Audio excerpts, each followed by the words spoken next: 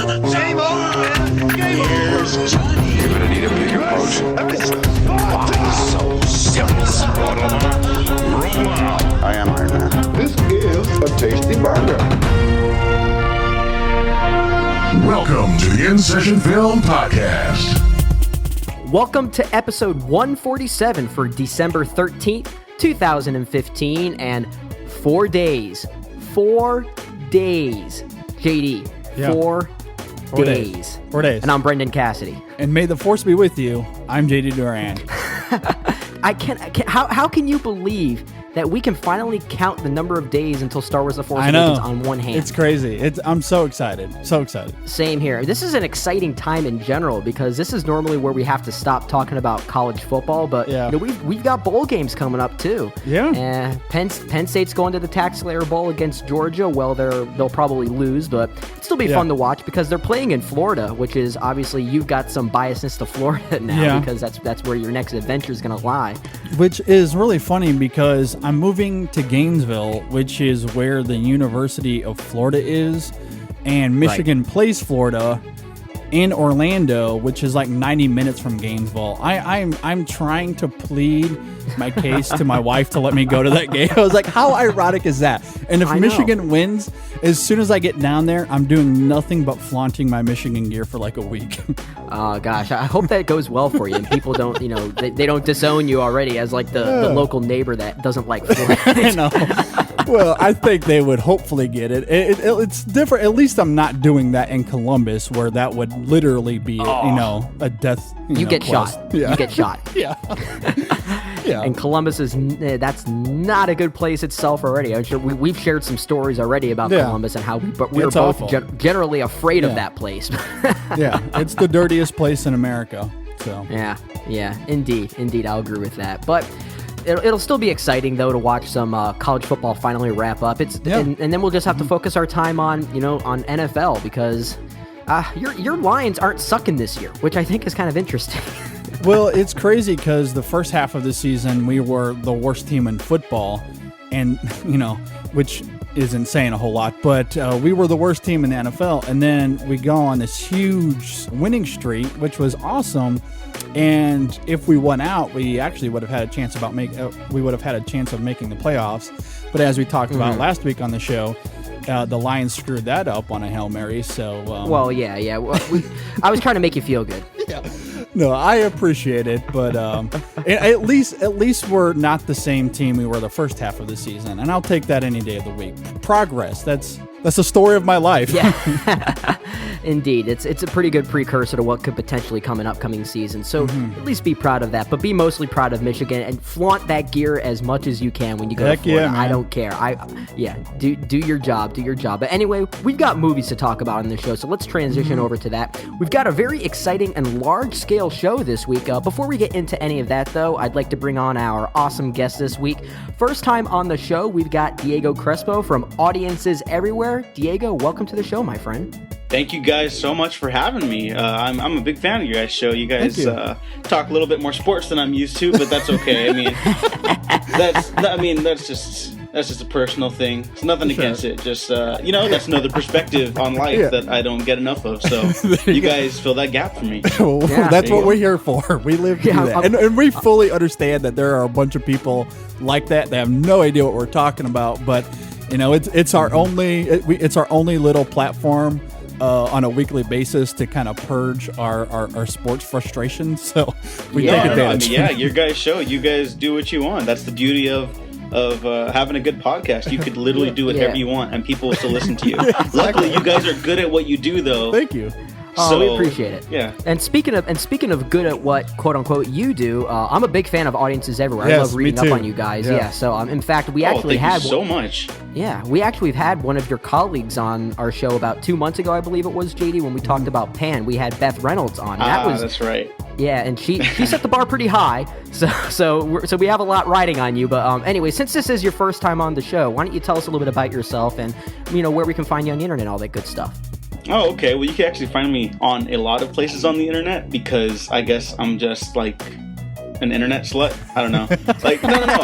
I like doing a lot of podcasts. I like talking about movies as often as possible. Sure. And yeah, Beth's episode with you guys on Pan, which I loved, by the way, because that is not a good movie. Yeah. But it was fun to listen to you guys talk about it. Beth rocks. Dave, who runs Audiences Everywhere, rocks. Everyone, I'm like genuinely pleased that I like everyone I write with there. Like, because they're all just so easy to talk to, and they all like they have different perspectives on movies that I appreciate, even if I don't always agree with them. Like, I don't think anybody else likes Gremlins 2 as much as I do, you know? But they'll all listen to me talk about it. Sure. So that's great. But I also have a podcast I do by myself on and off called The Waffle Press. I do it with a couple friends out here in LA, and then we just talk about movies and such there too on YouTube. I'm involved with the Real Film Chatter guys. They're pretty cool. We have, I think it's had their 1 year anniversary. We talk about TV, movies, and all that shenanigans. But yeah, like lots of little places like that. You'll just find me nestled away, popping up once in a while. Yeah. Probably talking about Black Hat or something. Nice. I've seen you talk a lot about that on Twitter, yes. And also, I don't want to forget, because we've also had Richard Newby on a couple times on our show as well, who also writes for Audiences Everywhere, too. So just wanted to mention that real fast. Oh, yeah. No, Richard also rocks. Yeah, he's great. They all rock. But but that's it's great to hear that, you enjoy working with those that you work with, because sometimes that's a very hard thing to find that full balance of, at 100% like that. So that's great to hear. And, just to everyone listening, I absolutely cannot recommend Diego's work enough, whether it be Audiences Everywhere or his podcast that he was talking about. Definitely check this guy out. And I can't wait to hear what we have to share when we talk about this week's show, which I'm very excited for. So again, thanks for being here, man. This is going to be fun. I know, I'm excited. Let's get into it. Yeah, anyway, so for this week's show, we will be talking about the latest biography from Ron Howard in the Heart of the Sea, a film that was supposed to come out back in March of this year, but was pushed back to December, possibly due to potential Oscar contention. We'll be the ones to judge it for those reasons alone. We'll see if that was really the case. And then going off of that, we will be continuing our top 3 categories where we look back at 2015, which we started last week. But for this week, we will be doing our top 3 discoveries of 2015, which I'm very excited for, because there's a lot of great stuff, either actors, composers, directors that we can be looking at in that category. And then for our discussion segment, we will be finishing off our Star Wars movie series. Can you finish it off? Crazy. Finishing, that's insane. We will be talking about Episode 6, Return of the Jedi, the closing chapter of the original trilogy, technically of the Star Wars saga thus far. And then that all leads up to The Force Awakens. Oh, I can't wait. It's very exciting. Cannot wait for it as well. So it should be a great show. One thing I want to plug really fast before we get started is this past extra film that we just released. Myself and Mr. JD Duran talked about the latest Spike Lee joint in Chirac, which was a very surprising film, one that both myself and JD recommend pretty highly, which I did not expect to say that about a Spike Lee joint, which was great. And then for the second half of that show, JD and Mr. Deniston from War Machine vs. Warhorse had a great discussion on The Keeping Room. I was not there for that one, but also be on the lookout for that. A lot of great discussions there. And also, real fast, for this show, for episode 147, later on in the week, we are going to be having bonus content where we're doing another edition of Settling the Score with Mr. Mark Herney, and we're talking John Williams as we lead up to Star Wars as well. Just wanted to mention that real fast. Too many allusions to Star Wars. I know. Too many. It's killing us. It's that time of the year, man. It's here. It's here. It is. It's that time to spoil ourselves. But anyway, let's lead into this show, guys. So we got a lot to talk about. Let's get into it. And here we go.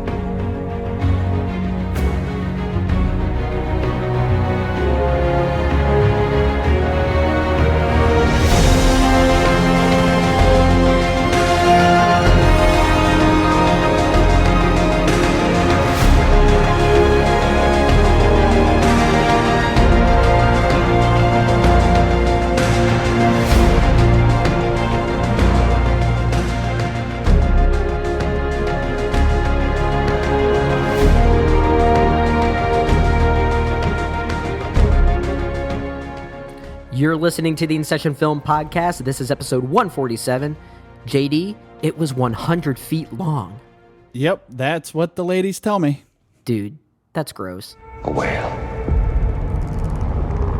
100 feet long. White as alabaster.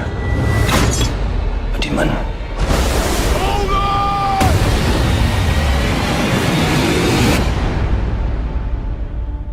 I want you to tell me what happened. Looking for the truth about the white whale, Mr. Melville. We were one of the last ships to go out. All hands on deck! It was my first time to sea. What are those pins they're wearing? They're whale pins, Thomas. I shall have 12 of those one day. We was in a hurry to be called Manton. My father's lost at sea before I was born. Well, it's your family now, boy. For better or for worse.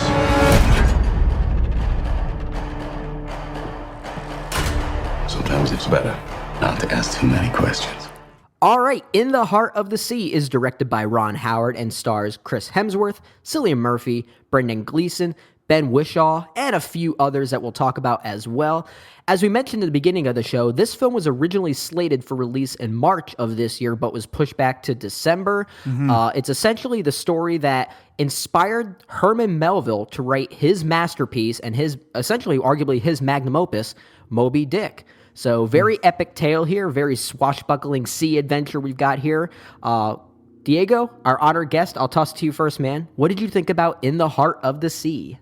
One of the biggest disappointments of the year for me. I want to be clear and say that I didn't hate it, but when when Opie is on his A game in the director's chair, he rocks. Yeah. Really, without like going to tell people like they rock so often, I'll expand on that. He really does know his way behind a camera, and he knows how to craft a really excellent film. Yeah. He feels like he has the precision of a surgeon at times, but with this movie, I feel like something was missing. It feels like he took the safest route to get to the finale. I guess I sort of get what he was trying to do, like the man against nature and a rigorous survivor's tale. But it felt very like screenwriting 101, directing 101. Nothing was really exciting. I was really looking forward to it, and especially because it got pushed back to December, and I thought, oh man, we got another Oscar contender in our way, you know? Yeah. And I have this thing about movies with Oscars where I feel like a lot of them are often the safe choices, like, oh yeah, of course, like Eddie Redmayne's going to get nominated for an Oscar for The Danish Girl, you know, like, because that's absolutely going to happen. Yeah, sure. And I feel like this is probably one of the Oscar baity movies that I would try to avoid now. You know, like I was really disappointed. I wanted to love this movie, and I think it's an okay film. It doesn't do anything absurdly terrible. It doesn't offend me. It's just very by the numbers. All right. What do you think about it, JD? Well, I'd say I'm mostly in the same boat, all pun intended, I guess, as Diego. But maybe I'm a little bit higher than you are, Diego. I will say, I'm a big fan of Ron Howard as well. When he's on his A game, he is absolutely superb. I'm a huge fan of A Beautiful Mind, Apollo 13, even Rush a few years ago made my top 10. I loved that film. And I agree with you. This is far from his best work. Is it terrible? No, I don't think this is terrible by any means. I think its Rotten Tomatoes score, which is at like 43%, isn't quite an accurate representation of the final product. I do think it's better than that. But as far as them pushing this film back to December for Oscar contenders, is it in that vein? Absolutely not. It's far from Ron Howard's best work, but it's not terrible. And actually, I think one of my biggest complaints of this movie is actually the marketing of it. I think this is a very mismarketed film. A lot of the trailers you'll see, and even on the poster, a lot of it you'll see is, see the events that inspired the book Moby Dick. And I don't think that is 100% true. I think this is actually about the book. I think this is about Moby Dick and about the process of how Herman Melville got his story and his interactions with Tom Nickerson as he is confessing what he went through on this arduous journey, which is really ironic, Brendan, that thematically this film is, of course, it's about courage, it's about survival, but it's also about the power of confession.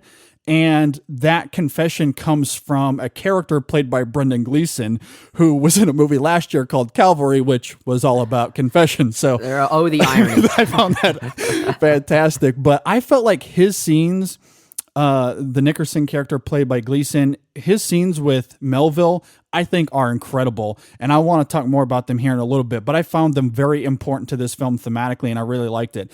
I will say, and I will agree that the first half, and especially the first act of this movie, all pun intended again, I guess, is very dry at times. It is a bit disjointed. I still found it efficient enough. Like you're saying, Diego, it's safe. It's not doing anything profound. It's just kind of by the numbers and kind of mundane in parts. I do think, though, the second half of the film gets compelling. I think it gets pretty gripping at times, both physically and also thematically, as it's kind of playing with these notions of, man versus nurture, or this idea of, you play with fire, you're going to get burned.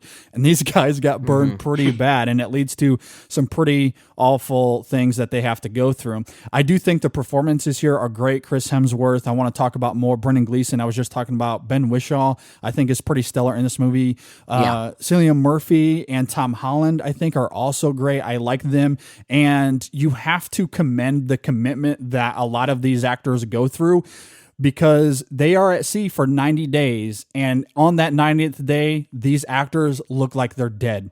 And they physically went through these transformations in real life. I mean, I heard something where Ron Howard was saying they ate like 500 calories a day to get down to the weight and, what they needed to look like for this movie. And that's just crazy to me. I couldn't even imagine going through that. But when you're watching the end of this movie, they literally look like they're on their deathbed. And it's pretty crazy what they went through.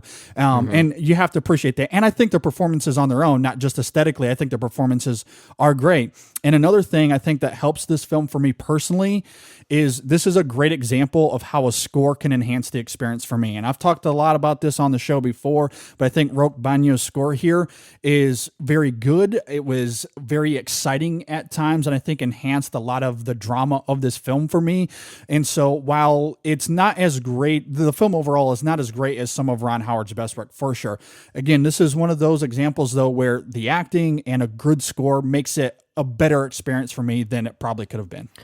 Well, I will make it 3 for 3 then. I think based on the sound of it, though, I think I'd probably be more in your camp, JD. I agree. I don't hate this film at all. In fact, I think overall, it's a pretty good film, but the thing is, it's kind of one of those things where first you hear it was supposed to be released in March, and then it was pushed back to December. So I kind of think that may have something to do with the lower reviews that this film has been getting, because it enhanced a lot of expectations out of this film. Yes. And I think that's entirely I think if this film came out in March, you could probably see a slightly higher score for it. Does that make it a better film? No. I mean, you look at the film objectively as it is. It's not perfect. There are a lot of problems in this film. But like you were talking about, JD, I definitely agree with you. I think it's kind of like another case of the tale of two halves that we talked about a lot with a lot of recent biopics. Sure. And when this being another biopic, essentially, it's more of a historical film as it is.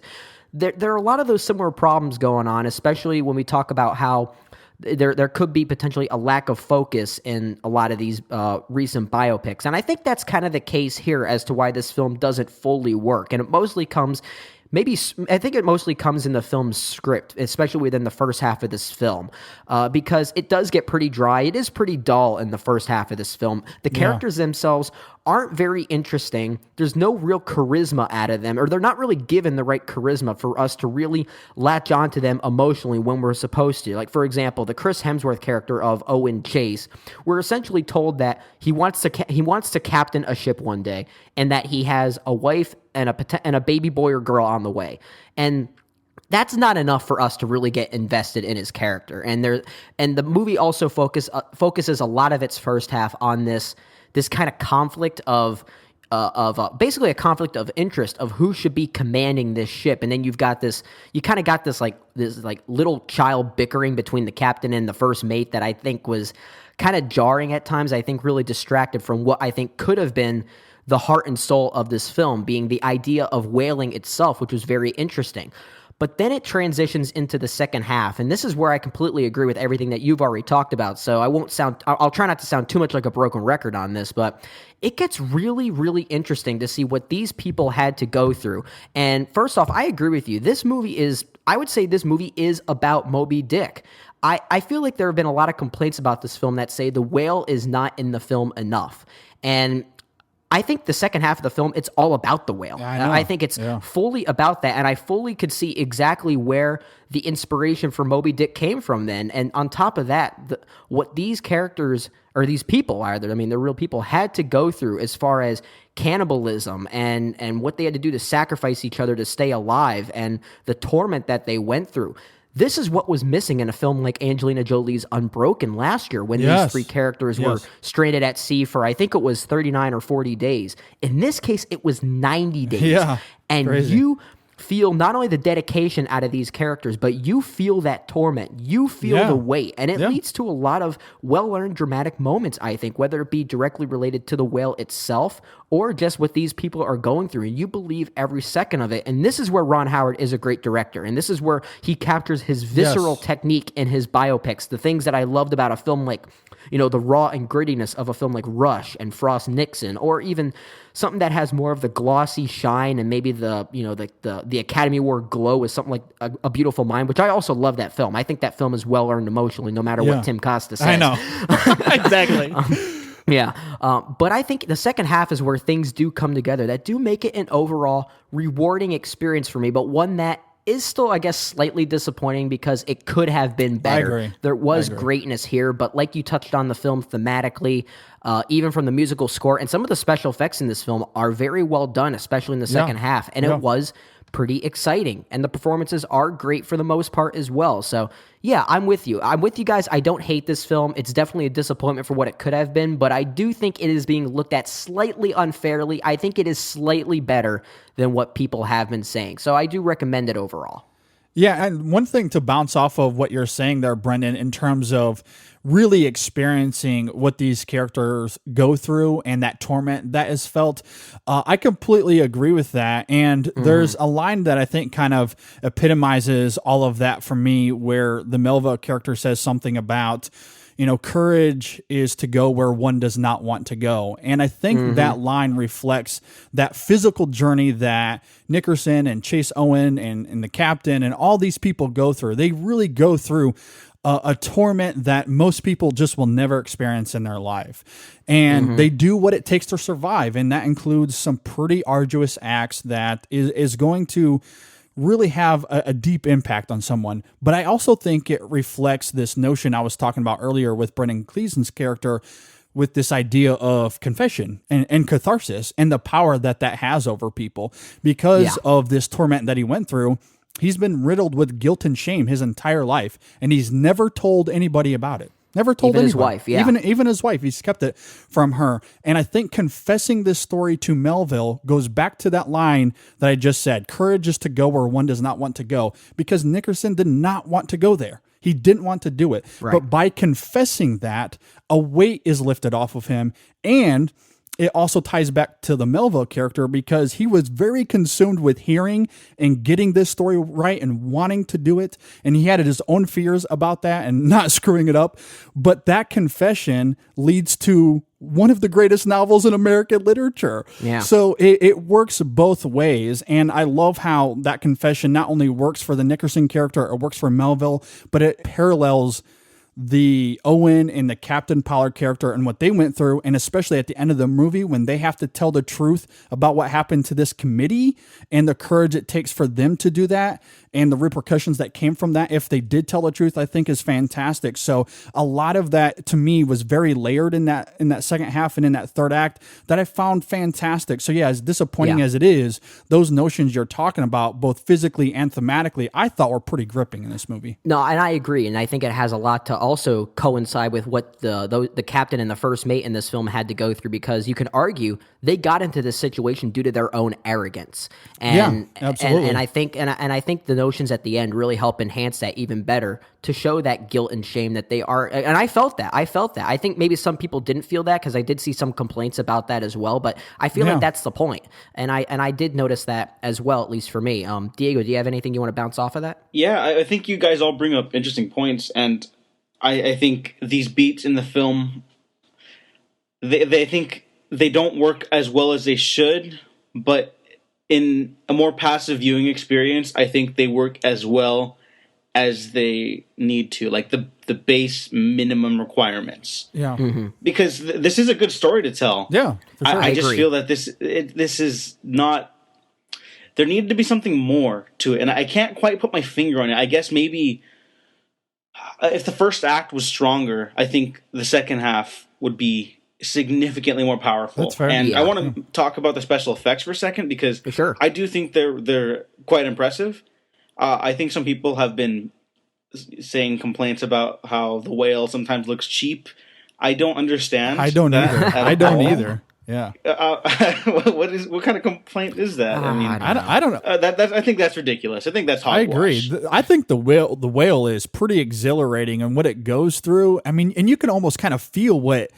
I mean, it's pissed off. I mean, there's no bones about it, right? Like, that it is. The whale pretty has a mad. personality. It really does, and you feel it. And I felt like the CG, especially in the second half, was very fluid and seamless. I completely agree. The only thing that distracted me was the shaky cam. Got on my nerves a little bit at times, but the CGI, especially from the whale's perspective, I thought was fantastic. Okay, there you go. Yeah. I will say it from the whale's perspective. That stuff was awesome. Yeah. Yeah, no, and I agree. I think maybe from a visual effects standpoint, the only thing that I guess I had some problems with was, and I think it maybe kind of coincides a bit with the shaky cam, JD, because there are moments in the first half where they go whaling for the first time, and I think there are parts where the green screen was a bit obvious because the depth of field just looked too crisp and too clear. There was no blur in what was from a three-dimensional, I guess, weight, if that makes any sense. So some of that green screen work did seem a bit obvious, but Ron Howard does a smart thing with the special effects in the second half when this whale is introduced, because there's a lot of splashing and a lot of water being thrown around a lot, which is essentially the reason why the special effects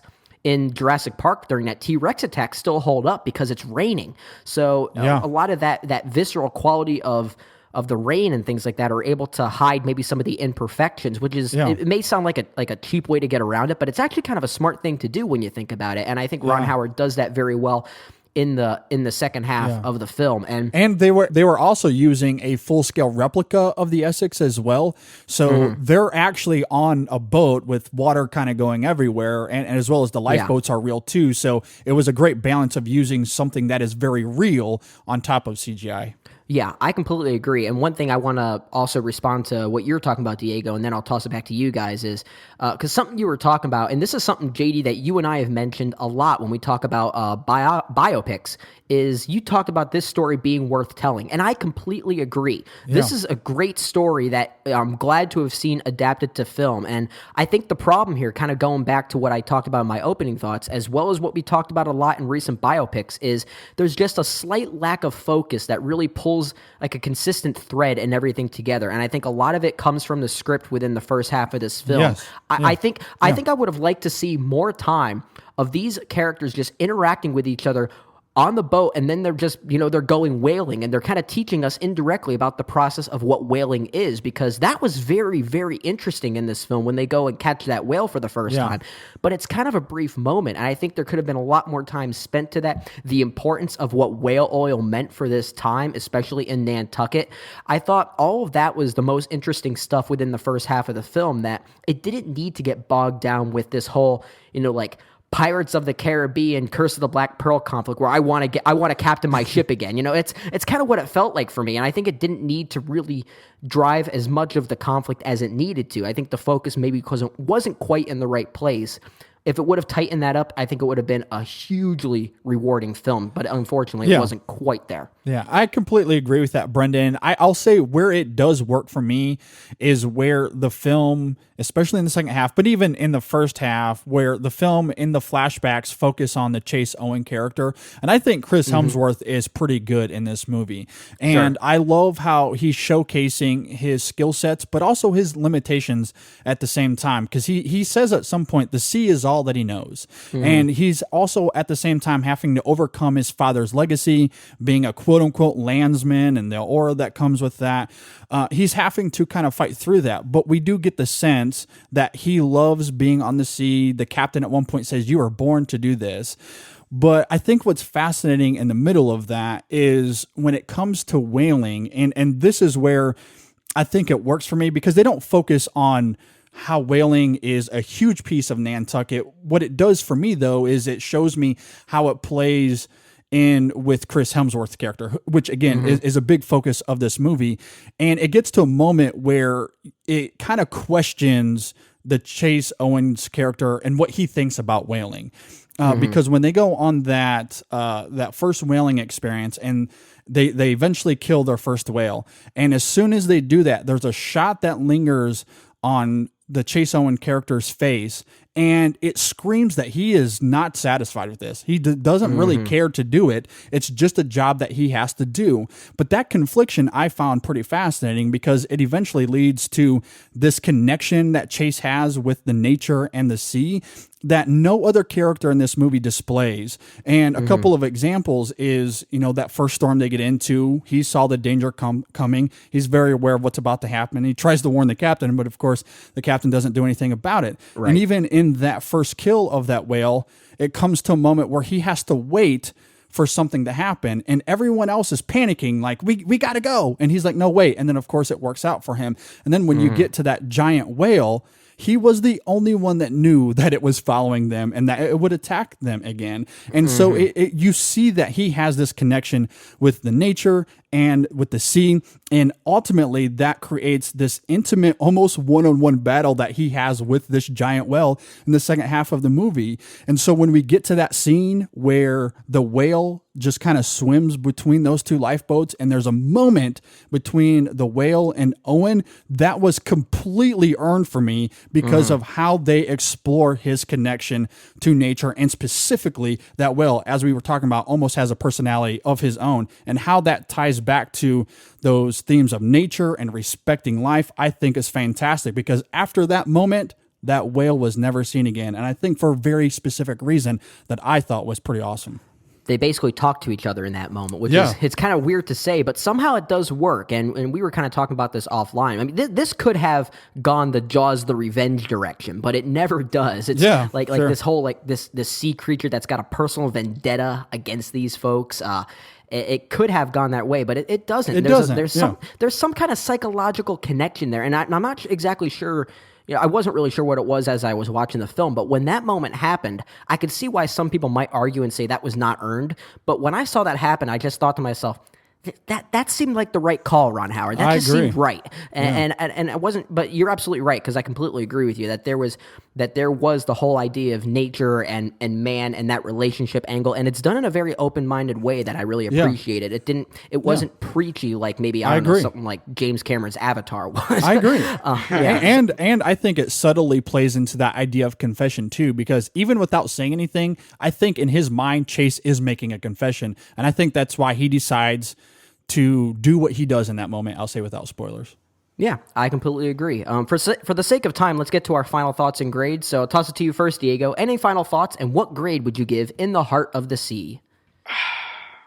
I guess the one final thing I want to bring up is that the production design is the strongest component of the film to me.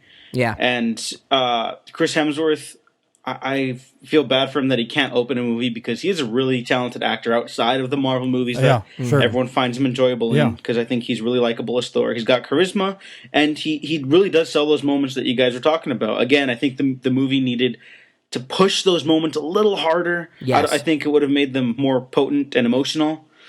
I guess I'd give it a solid C. because it's not a bad movie by any stretch of the imagination. It's just a movie that I wish I could recommend more. It's watchable, and you will not feel like you wasted your time watching it. Yeah. It's very safe, though. All right. How about you, JD?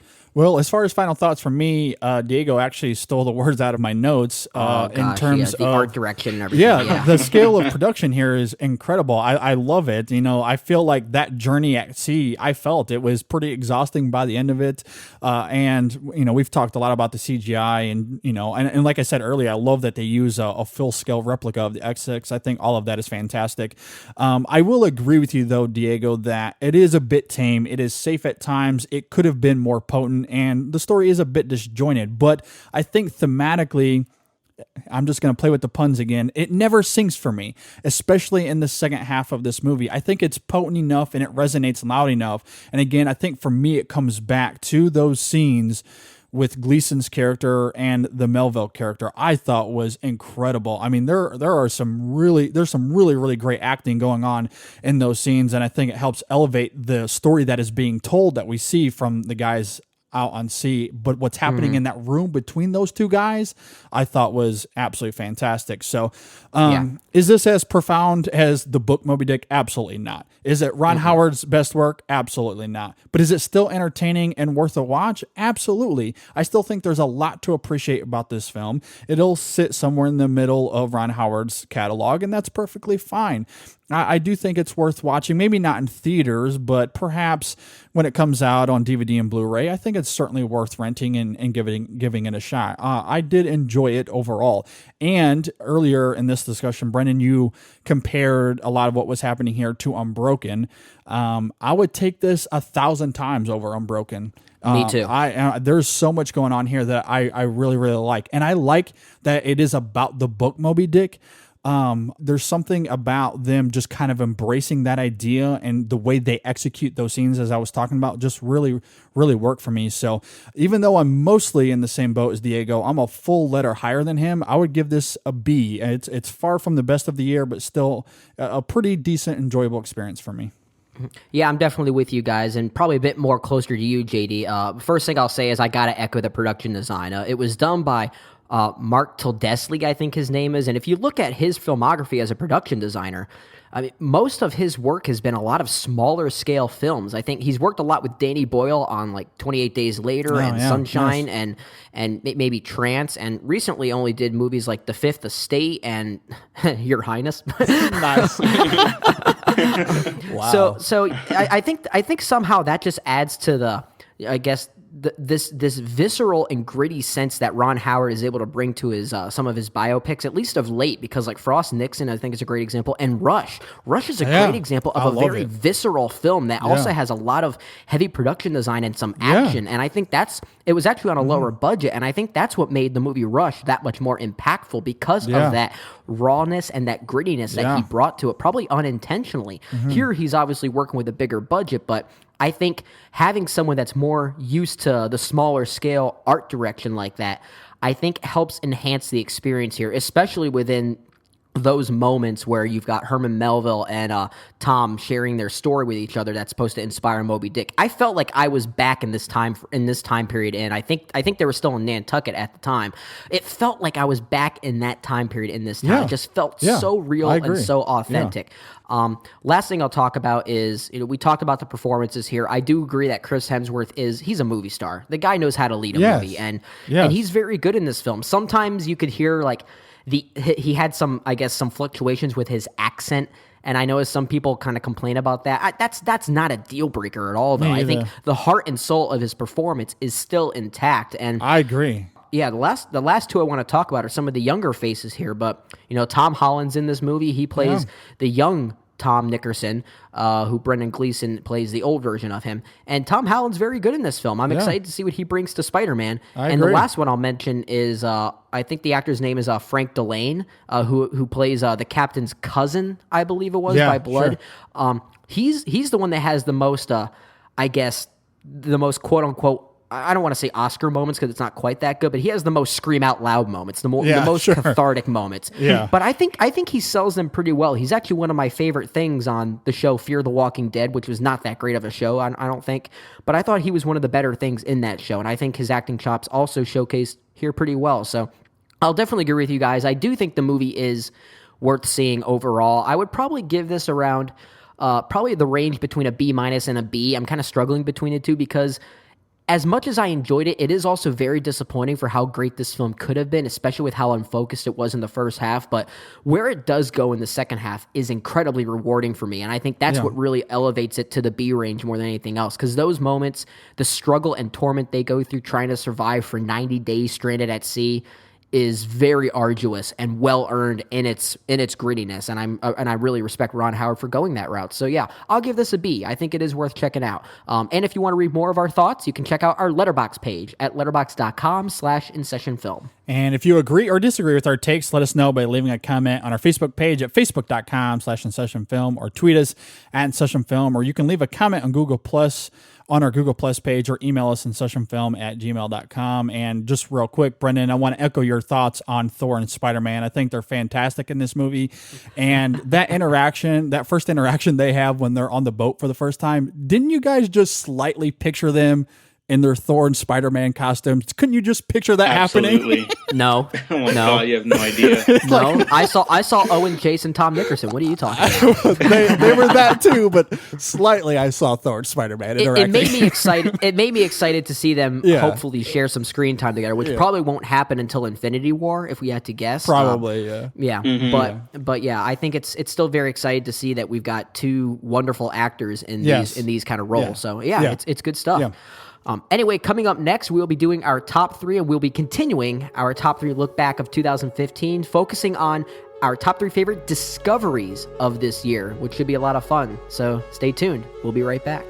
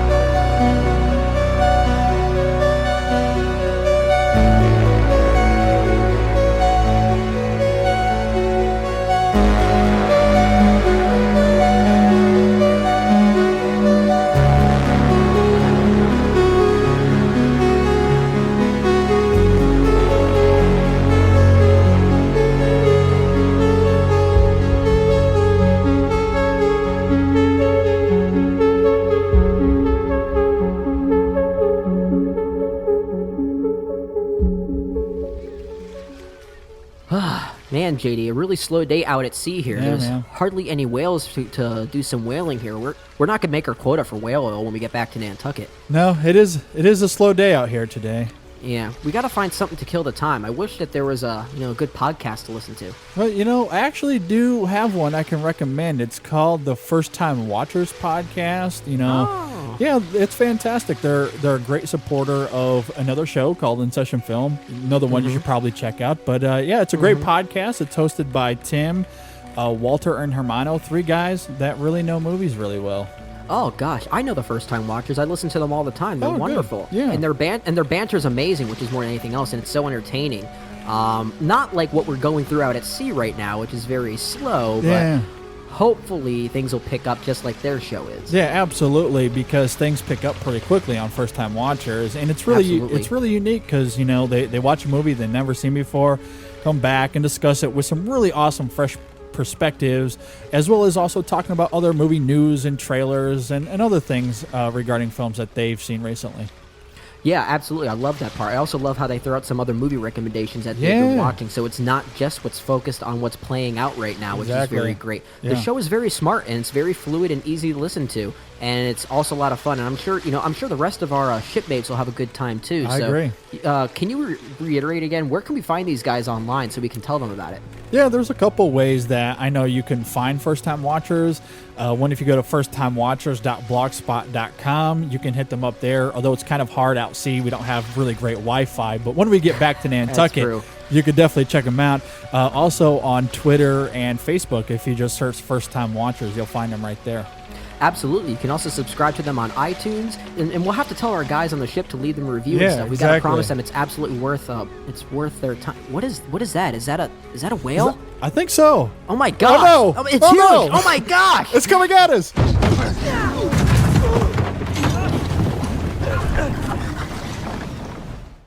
Disclaimer. This is what happens when you don't listen to the First Time Watchers podcast. So listen to the First Time Watchers podcast.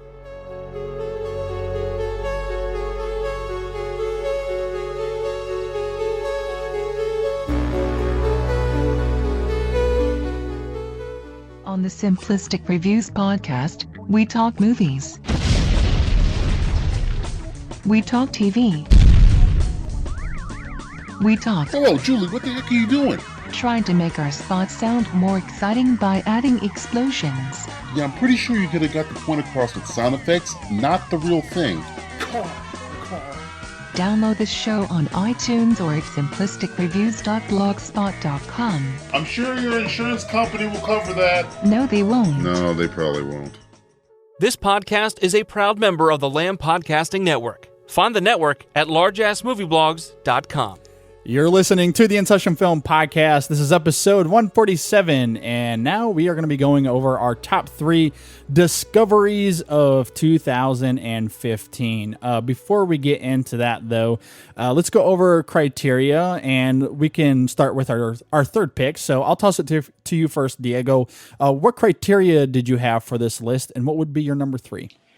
I guess my criteria would be someone or something I was unaware of previously and was somehow made aware of it through craftsmanship or just professionalism. And so my number 3 is actually a rediscovery, because I think a lot of people really liked M. Night Shyamalan's first couple movies. I knew it was going this way. Yes. Yeah. Yes. And then, like many other people, I stopped liking his movies around Lady in the Water.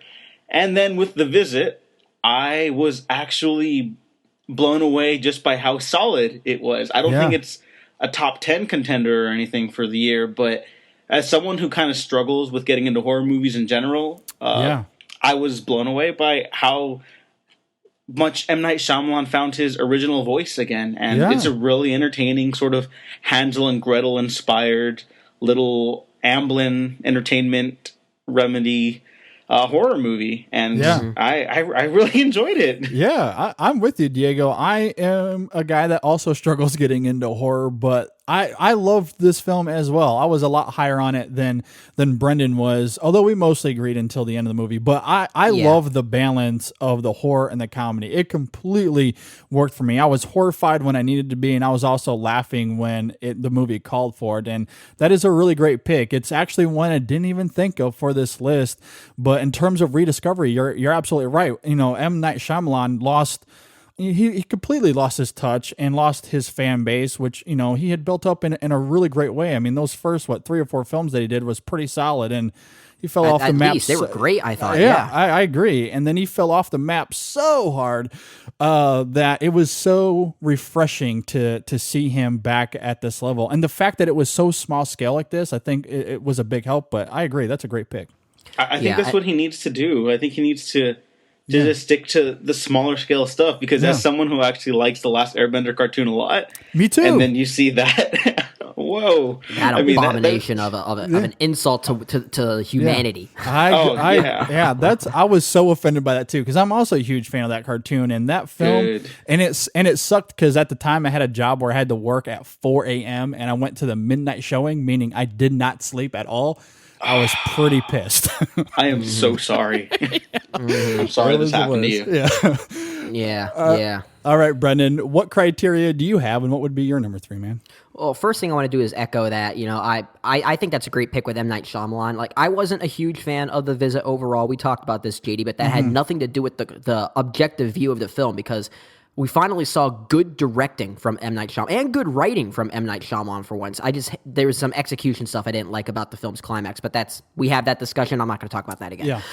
Anyway, for my criteria, I'm kind of with you, Diego. I wanted to focus on basically which either actors, actresses, directors, composers, or whatever, made a huge stamp within this year that really kind of elevated their stature in basically the world of Hollywood. And where not only did I notice it, but where did I feel like the rest of the public also noticed it? So I wanted to, veer away from any people that maybe have been around for some time but maybe just got noticed this year. I wanted to focus where this year was the major imprint on that. So with that said, for my number 3, I'm going with an actor, and JD, I think you will smile greatly when I say this person's name, because you and I both absolutely love the film Room. And Jacob Tremblay from that film is one of the best child performances I've seen in a long time, and his performance in Room just fully encapsulates what my criteria is who is a great discovery of this year, especially from an acting performance standpoint. And he nails it, I think, in this film. It's his movie. It really is his movie. Yeah. I mean, he's if he gets touted for any awards contention, they've been looking at him as like in the supporting actor, category. When I would make the argument that this really is his movie, and I could see it going either way. In fact, I would say he's more of a lead performance in this movie than someone like Steve Carell was for Foxcatcher, and he was nominated for Best Actor in a Leading Role. But he sells this movie so well, and really shows us not necessarily the torment of what it's like to adjust to the outside world so late in your life, but how he's able to adjust to it so quickly due to that relationship of familial love that he has, and that he is basically forced to grow up with, not like instantaneously after so long. And the way he adjusts to that is not only real, but also authentic, and really helps enhance the film thematically from what it means of familial love and what that means. And I think that it was absolutely stunning, and I love his performance in this movie. I cannot wait to see what this guy is going to turn out next. And that's another thing I wanted to look at for discoveries. Who would I see is potentially also going to be on an upward incline, essentially, after what we discovered in 2015. I think he's a great example of that. So Jacob Tremblay, my number 3. Man, I love this pick. I absolutely love this pick. And I guess I'll just bounce off of this because this is also my number 3 as well. And I couldn't agree with you more. I mean, and I said this in our discussion of this film, but Jacob Tremblay, he is the heart and soul of this movie, and the film does not work without his performance for me. I think this is one of the best child performances I've ever seen for all those reasons that you're talking about. And for me, it's incredible how he goes from being in this environment that was very much manipulated to try to keep him from really losing his mind. Right. And once he gets to a different spot in life, there's just this innocence that's poured out. Because I agree with you, it's not so much about his torment, because he's not tormented. It's someone else that really experiences that arc. But for him, he just doesn't know. He doesn't know the outside world. He doesn't know what the real world is. So he has all these questions, and he's afraid at times, and he's wanting to explore at times. And the way that's explored in this film is utterly heartbreaking, and yet very hopeful at the same time. That balance is just absolutely crucial. And I love how the camera work is very much by his side the whole time. In fact, several shots are directly from his point of view, and he's never away from the camera. Even if the camera is not on him, he's at least in the vicinity. So I agree with you that he very much could be a lead actor and be more nominated for that than supporting, because this is his story. It is 100% his story, and the way Jacob Tremblay portrays this experience that he goes through, it's damn near perfect, and I love it. It's completely endearing and engrossing, and I cried with him. I laughed with him. It was just an incredible experience, and a lot of it comes down to his performance. And I love Brie Larson. Absolutely love her for a million reasons, but this film also is very high for me because of Tremblay's performance. So I agree. Sometimes I miss it. Wasn't it awfully small? It went every direction, all the way to the end. It never finished.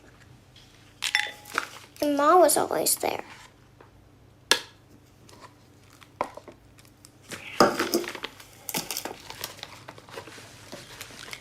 But it was smaller in wardrobe. What did you do in wardrobe?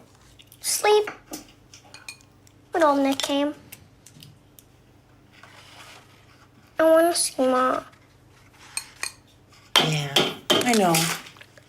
She just needs to be on her own for a little while. Jack? Someone here would like to meet you. Oh, Jack. Here, let me get this for you. Come on. Let's go see.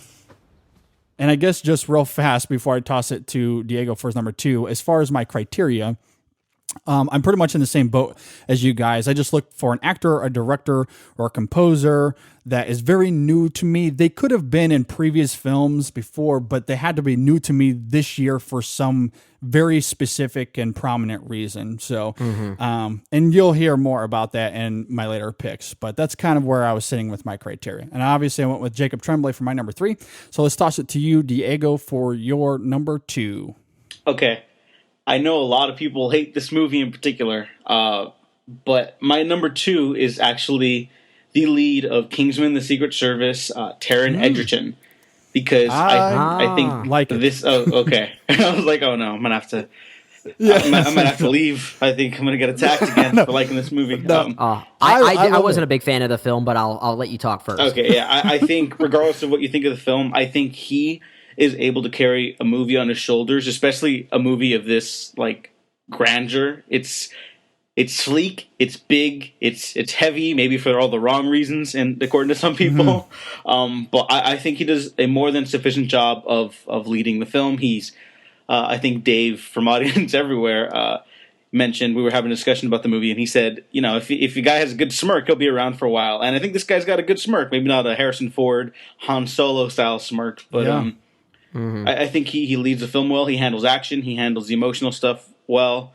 And I would be astonished if this kid just like dropped off the radar. Because I think every once in a while there's like an actor who's so good in something and then they just like kind of fall away. Maybe they don't have a good enough agent to get them more work. But I think Taron Egerton, I think he was even in the running for a young Han Solo at some point. I'd be surprised if he wasn't.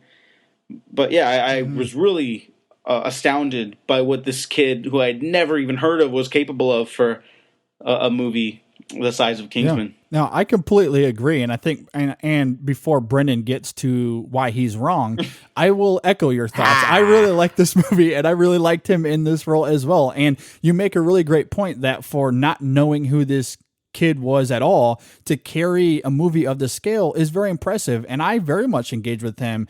I thought he was really fantastic, and he just had a charisma about him that that movie was called for. I completely engaged with it. I think that's a great pick, despite whatever Brendan is about to say. Hey, I didn't say anything about Taron Egerton. I just said I wasn't a big fan of the movie because I love Taron in that film. I think he's aside from maybe Colin Firth, I thought he was probably the best thing in the film. I just wasn't a huge fan. Maybe it was more of Matthew Vaughn that I wasn't a big fan of with what he did in that film from a directing standpoint. But yeah, the cast was superb, especially Taron, and I would love to see what this guy has got up his sleeve because I think he's got a charisma that has evidence of a movie star, and I think he was incredibly entertaining in that film. So I'll agree with that choice. I'll agree with that choice specifically, at least. All right, very, very good. All right, Brendan, what do you got at number 2? So for my number 2, you know what, JD, something tells me you're probably going to have this person on your list as well. So I think this is going to be pretty interesting to see where it goes, but I never heard of this guy as a director before. And I think he's mostly been maybe known for acting, but it's definitely someone that we may not be terribly familiar with. But this guy directed one of the best directed films of the decade so far in Victoria. And I got to talk about Sebastian Scheiper. I think that's how you pronounce his name. I know we kind of struggled with that a little bit on that extra film. But for those that haven't listened to that extra film or don't know much about the film Victoria, it's essentially like a kind of a crime drama, kind of a caper film, kind of a heartbreaking tale of a woman who's new to a city and meets some of these men that kind of put her on a path that changed her life for the worse, essentially.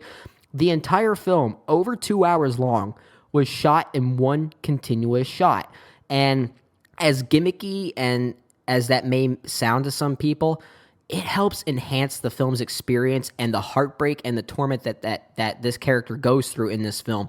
And it is one of the best directed films I've seen in a long time. And I cannot wait to see what this guy is going to do in the future as a director, because if what he was able to achieve here with such a small budget and with great timing and patience, apparently they shot the film 3 times and they just used one of those 3 takes, but they did it all continuously. That takes so much skill, and to be able to get those performances out of these actors too at the same time is absolutely astonishing. So, and as I mentioned, Sebastian Scheiper, I think, has mostly been known as an actor. He had some roles maybe in like a few German films such as Run Lola Run and a few others that I have never seen. But I cannot wait to see what this guy brings to maybe further German filmmaking, and hopefully he might get some bigger budget films in the future. I think that would be absolutely warranted. I'd love to see where it goes. So my number 2, Sebastian Scheiper. Yeah, that is a great pick. It's actually not in my top 3, but it's a good honorable mention. I actually had him and Laia Costa together as just one little group for Victoria as an honorable mention. But I agree with you. The way that this is directed, I mean, there's not much you can say that we haven't actually said about it. I mean, you just laid out all the reasons why it's a great choice for this list. It's certainly one I considered. I had a different director in my top 3, but this one's not far behind. It's very, very close.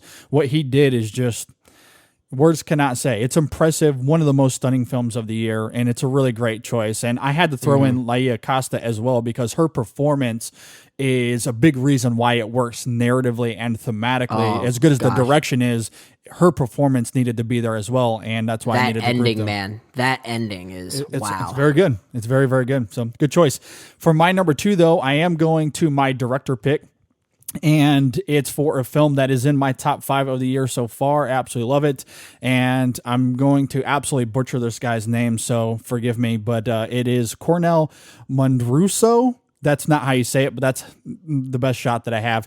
But this is the director of the film White God, which is a film that blew me away. And, as much as I love what this movie is doing thematically, going back to what I was just saying actually about Laia Costa and her performance in Victoria, and even with Jacob Tremblay and Room, like those 2 films work because of the performances that we were just talking about. And in this film, it also doesn't work without a performance, but the actor is not freaking human. It is a dog. It's a dog. It's an absolute, it's crazy. Like, and I don't know how many dogs get acting credits, but this one got an acting credit, which I found kind of strange. Maybe I'm wrong and all dogs get acting credits. I don't know, but I found that really impressive. And the performance, which again, I don't know if you can call it a performance, but what this dog delivers in this film is one of the best performances I've seen all year.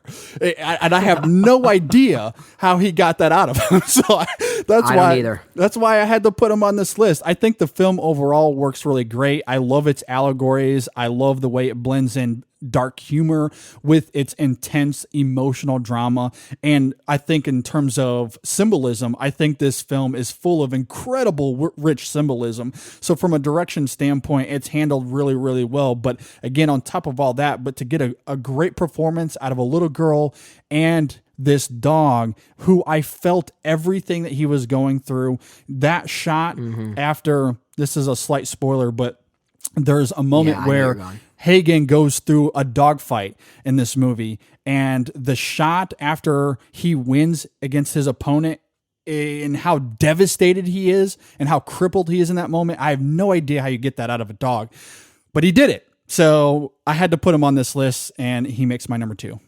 Oh man! Wow. I think this is a great choice, and this is definitely an honorable mention for me because I love this film, and it's definitely sitting in my top 20 of the year. I think you obviously like a little bit more than I do, but that's nothing against what I think of the film. I just like a few other things better.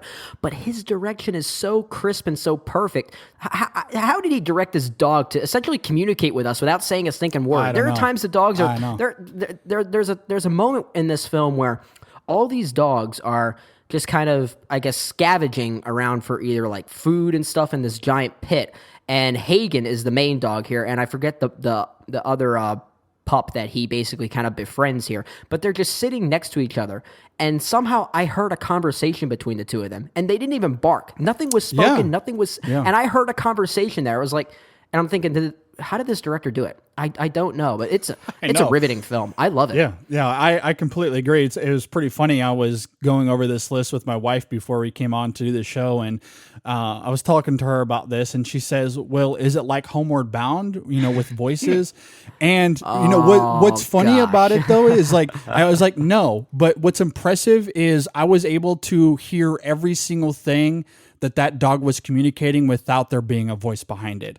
That's what's impressive about it. So it's absolutely incredible. So, all right, let's move on to our number one pick. So, Diego, what is your number one movie discovery of 2015? Really quick, I just want to say you guys both convinced me to check out Victoria, which I had heard of but hadn't really looked into, and White God, which I had never even heard a mumble about, never seen a single word about. So, wow. Yeah. You're welcome. Yeah, go check it out. It's very good. Yes. Right. Oh, my number one discovery is an actress who, like White God, I had never heard of, never before in my life. Alicia Vikander. I first saw her in Ex Machina and was just floored by what she was able to do with that movie. What will happen to me if I fail your test? Ava. Will it be bad? I don't know. Do you think I might be switched off because I don't function as well as I'm supposed to? Ava, I don't know the answer to your question. It's not up to me. Why is it up to anyone? Do you have people who test you and might switch you off? No, I don't. Then why do I? I thought the movie was pretty good. I'm not head over heels with it like a lot of people are, but it is a very good movie. But she is just like incredible. She's jaw-dropping in that movie. Yeah. I also saw Man from U.N.C.L.E., which she's also in, and that's like another C-level movie for me, where it doesn't offend me, it doesn't bore, it doesn't hurt me. But she has a dancing scene in that movie that just her charisma, and she's so funny and likable in that movie. And she's gonna be around like for the longest time. I know, like if she's not, I'll be more disappointed if she's not around as long as Taron Egerton in this hypothetical where they're both around for a while. And I'm really just astounded that an actress can be this good. I'm with you for a lot of reasons. I'm just going to go ahead and toss it to you first, though. Brandon, what is your number one movie discovery of 2015?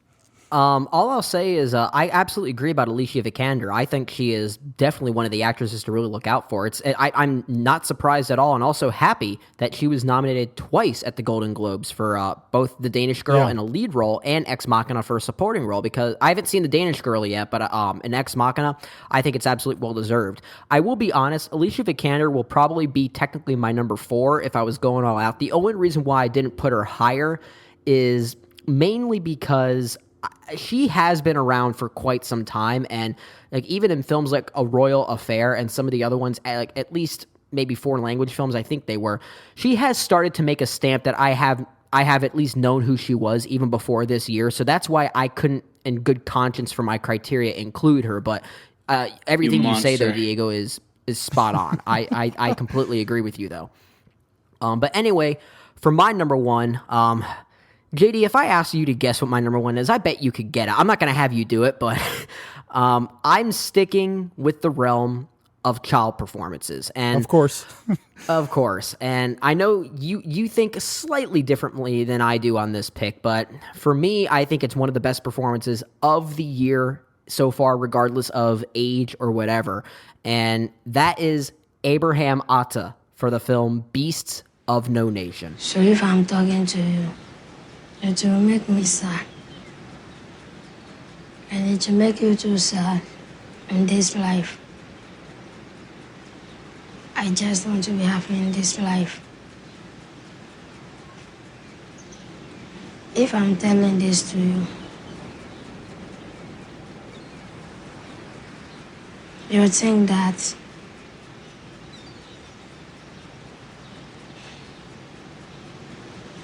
I'm some sort of beast or devil.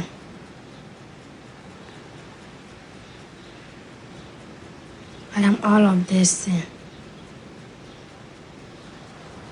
But I also have a mother, father, brother and sister once. They loved me. Now, I originally didn't think I was going to include him because this is the kind of movie that warrants, and it's kind of restricted by its culture and its location, that I kind of felt like Abraham may not have as much of a, I guess, chance to really grow from this movie and be in other movies and things like that, which is nothing against him. I think it's just more of the restriction of the kind of role he played that was very much tailored to the culture that he's very much probably used to and the home and upbringing that he has, that there may not have been enough room to other directors to see. But he's in a movie coming out next year from the director of Primer and Upstream Color, and he's co-starring with film stars like Daniel Radcliffe and Chloe Grace Moretz, and so this guy is moving up the ladder. So after I saw that, I was like, well, I liked him enough in Beasts of No Nation, I got to include him. And that helped enhance it too. But I really think he gives one of the best performances I've seen this year, especially within a male category of a leading role. I think watching him is utterly heartbreaking in this film, and maybe I'm biased because I like the notion of how war is affecting children specifically, and to see what this character goes through was utterly devastating for me. And I know we kind of had some disagreements, JD, on as far as certain aspects of his performance, and I can kind of see where you're coming from, to be honest. For me, though, I did feel that 100% that torment that he was going through, whether it be his moments of catharsis and sadness, or his moments of anger and frustration, or even the moments of the film's climax where it shows a glimmer of hope. I saw all that within his performance, and I think he sells it so well in making me believe that this is how a child would react to this situation and how arduous that it was. And I think sometimes his lack of emotion is what made it even that much more impactful for me, because I believed every second of it then. Yeah. And I really do hope that this kid goes somewhere, and I think he might, especially with the potential that he has with this upcoming film next year. So we shall see, but I am a big supporter of him in this film. He's one of my favorite performances of the year so far. So yeah, my number one, Abraham Atta. Yeah, and it's a great choice, and I'm mostly with you. And most of my problems regarding his performance, I really think, honestly, is more of a direction issue more than anything else, because they're wanting to take it to places and make him seem like something that I didn't feel was 100% earned, and I think as an actor, I think he was doing what he was told, and that's fair. And mostly, I think it comes down to that. Either way, though, within his performance, I just didn't feel what the film was going for. But up until that moment, I was 100% with the film and 100% with him and what he was experiencing and going through. And that moment he has in the house through that single take, really dramatic, tense situation is one of my favorite scenes of the entire year. I think it's absolutely glorious, and that shot of him walking on the beach at the end is perfect. It's absolutely perfect. So I'm 90% with you, 90% with you, which is still pretty good. It's pretty high. That's good enough. Good enough. I'm not mad at you. Yeah, so it's a great choice. Absolutely great choice. So for my number one, I probably gave it away a few minutes ago, but my number one is also Alicia Vikander. And where I slightly differ with you, Brendan, is that yes, she's been around for a few years and been in a few things. I was pretty much unaware of her in those things. And this year, she was a huge standout, absolutely huge standout. And Diego, you were talking about her in Ex Machina, which I'm glad that she got a nomination at the Globes for that performance. I haven't seen her in The Danish Girl either, and I'm sure she's fantastic in that movie, but what she does in Ex Machina is absolutely stunning. She's so endearing. You can sympathize with what she's going through, yet she subtly plays this mystery angle and drawing out some sexuality even within her character that I thought was absolutely fantastic. And just that vulnerability that her character has in that movie just shines through, and it's subtly so perfect. I love what she was doing in Ex Machina. And I agree with you in Man from U.N.C.L.E. While, the film isn't doing anything fantastic, I agree with you. It's probably a C movie for me as well. She's one of my favorite parts of that movie. I thought she was very charismatic, very funny. I love that dance sequence as well. And she also had a very small role in the movie Burnt, which was some of my favorite scenes of that movie. She was only in it for like 2 different times, but when she was there, I think it thematically works with Bradley Cooper's character, and actually I think is one of my favorite parts of that whole film. So a lot of what she's doing this year very much resonates for me. I cannot wait to see what she does going forward. I am stamped and booked. My tickets are purchased for pretty much anything she's in going forward. I cannot wait to see what she does. So Alicia Vikander is my number one. Yay! Yeah. All right. Well, let's toss it to you, Diego. Did you have any honorable mentions? Yeah, because I just want to mention, I guess, not really a discovery, but I don't know how I end the year without mentioning Mad Max Fury Road. I guess that's another rediscovery of a franchise that I never thought I actually liked that much. And then I go back and watch them. I'm like, oh, yeah, these are all pretty good movies, especially the second one. And then I discover that Mad Max Fury Road changed my life. It's probably the closest I've come to having a religious experience in the theater. Okay, sure. Yeah, so I guess there you go. I found God. I discovered God in Mad Max Fury Road. Wow, it's hard to top that. So I don't know how we're going to beat that, Brendan. So I'm not even going to try. I'm done. Good night, everybody. Good night. Wow, that's very good. I'm glad it resonated with you that loudly. That's very cool to hear. All right, what about you, Brendan? Any honorable mentions?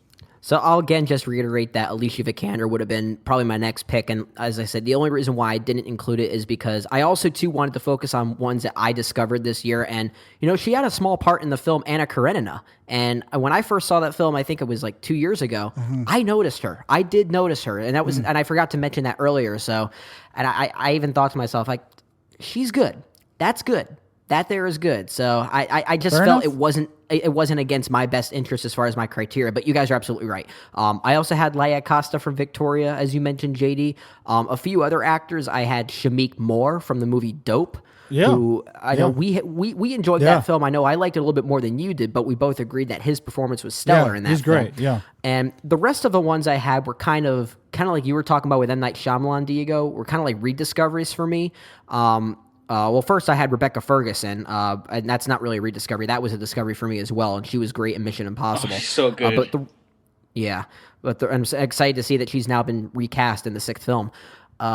But as far as rediscoveries, I had, I guess, kind of rediscoveries in their own way. I had Peyton Reed for Ant-Man. Because it showed that this guy actually can direct a good movie.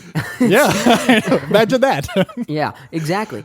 I also had Alex Garland for Ex Machina, even though I've noticed this guy as a writer throughout all these years, but he finally directed a film with Ex Machina for the first time this year, so now we notice him as a director, so he was an honorable mention for me there.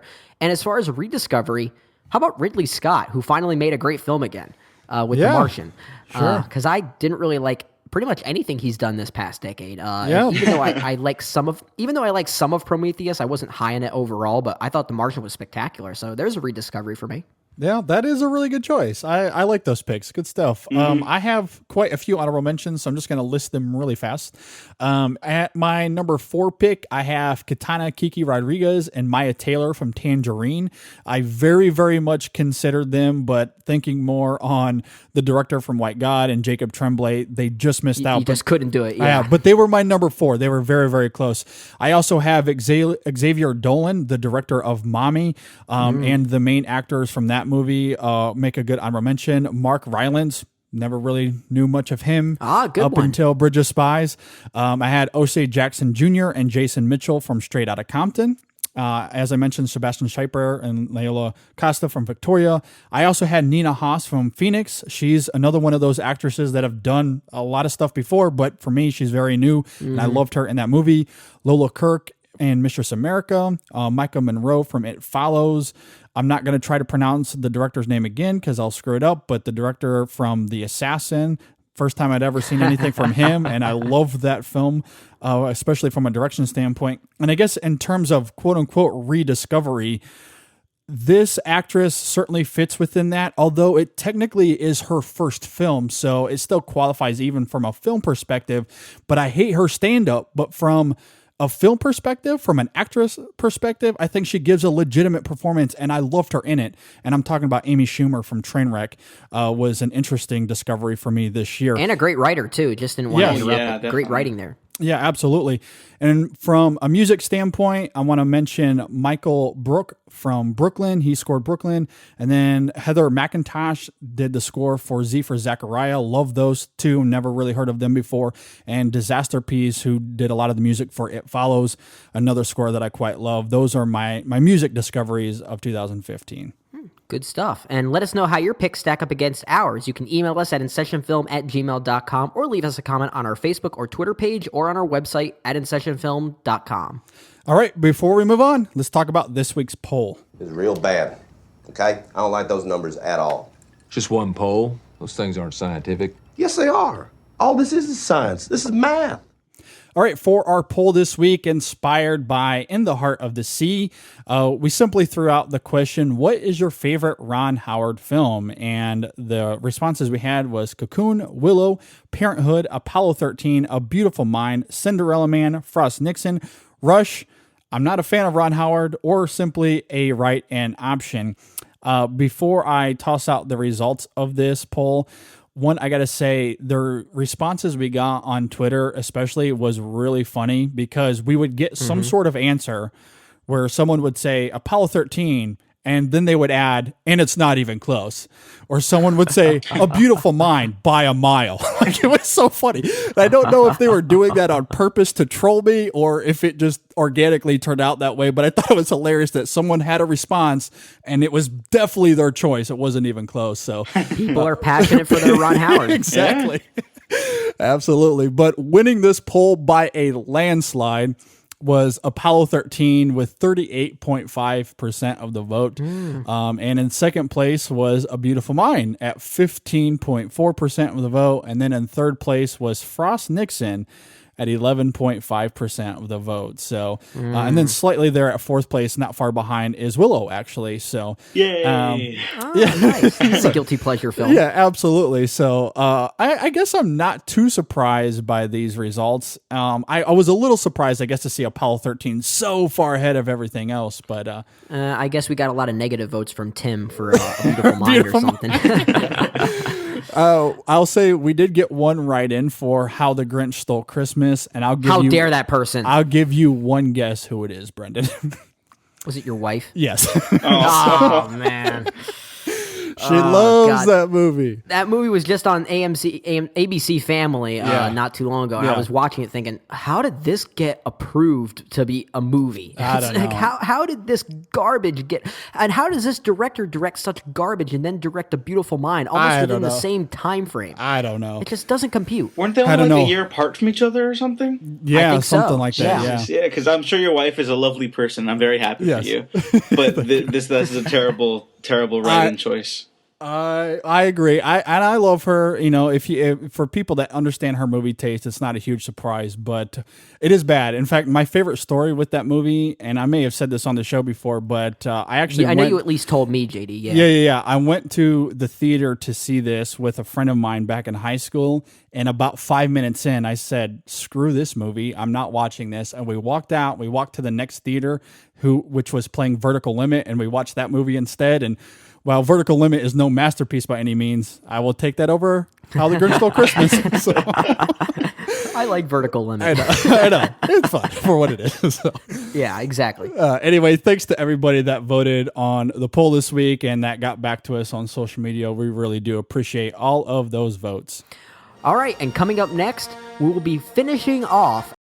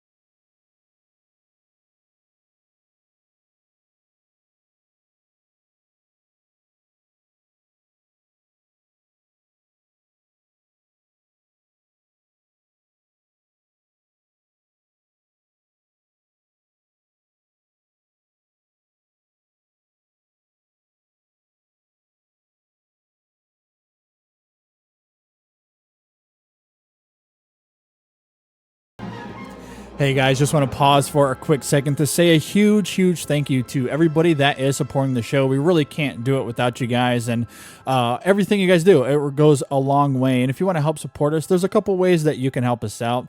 And one thing you need to look forward to later on this week is we will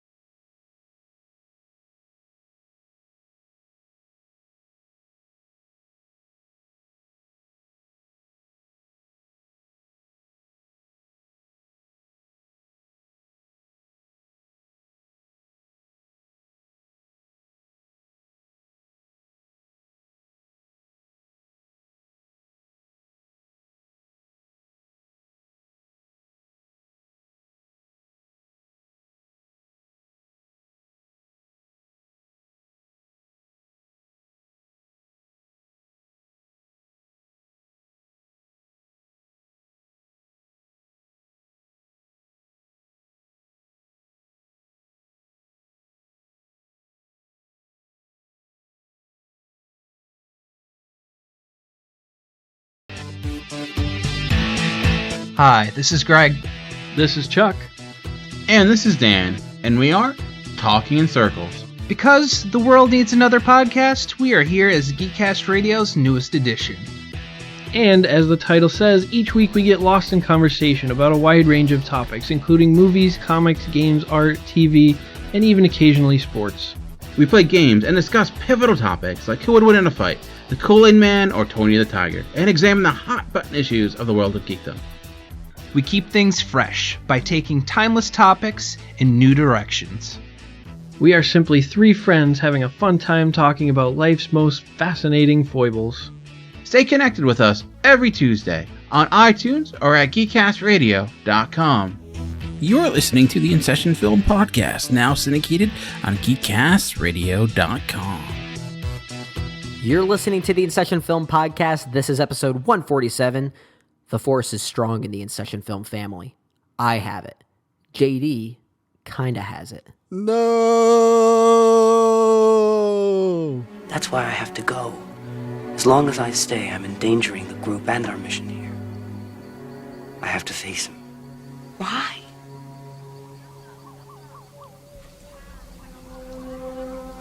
He's my father. Your father? There's more. It won't be easy for you to hear it, but you must. If I don't make it back, you're the only hope for the Alliance. Luke, don't talk that way. You have a power I don't understand and could never have. You're wrong, Leia. You have that power too.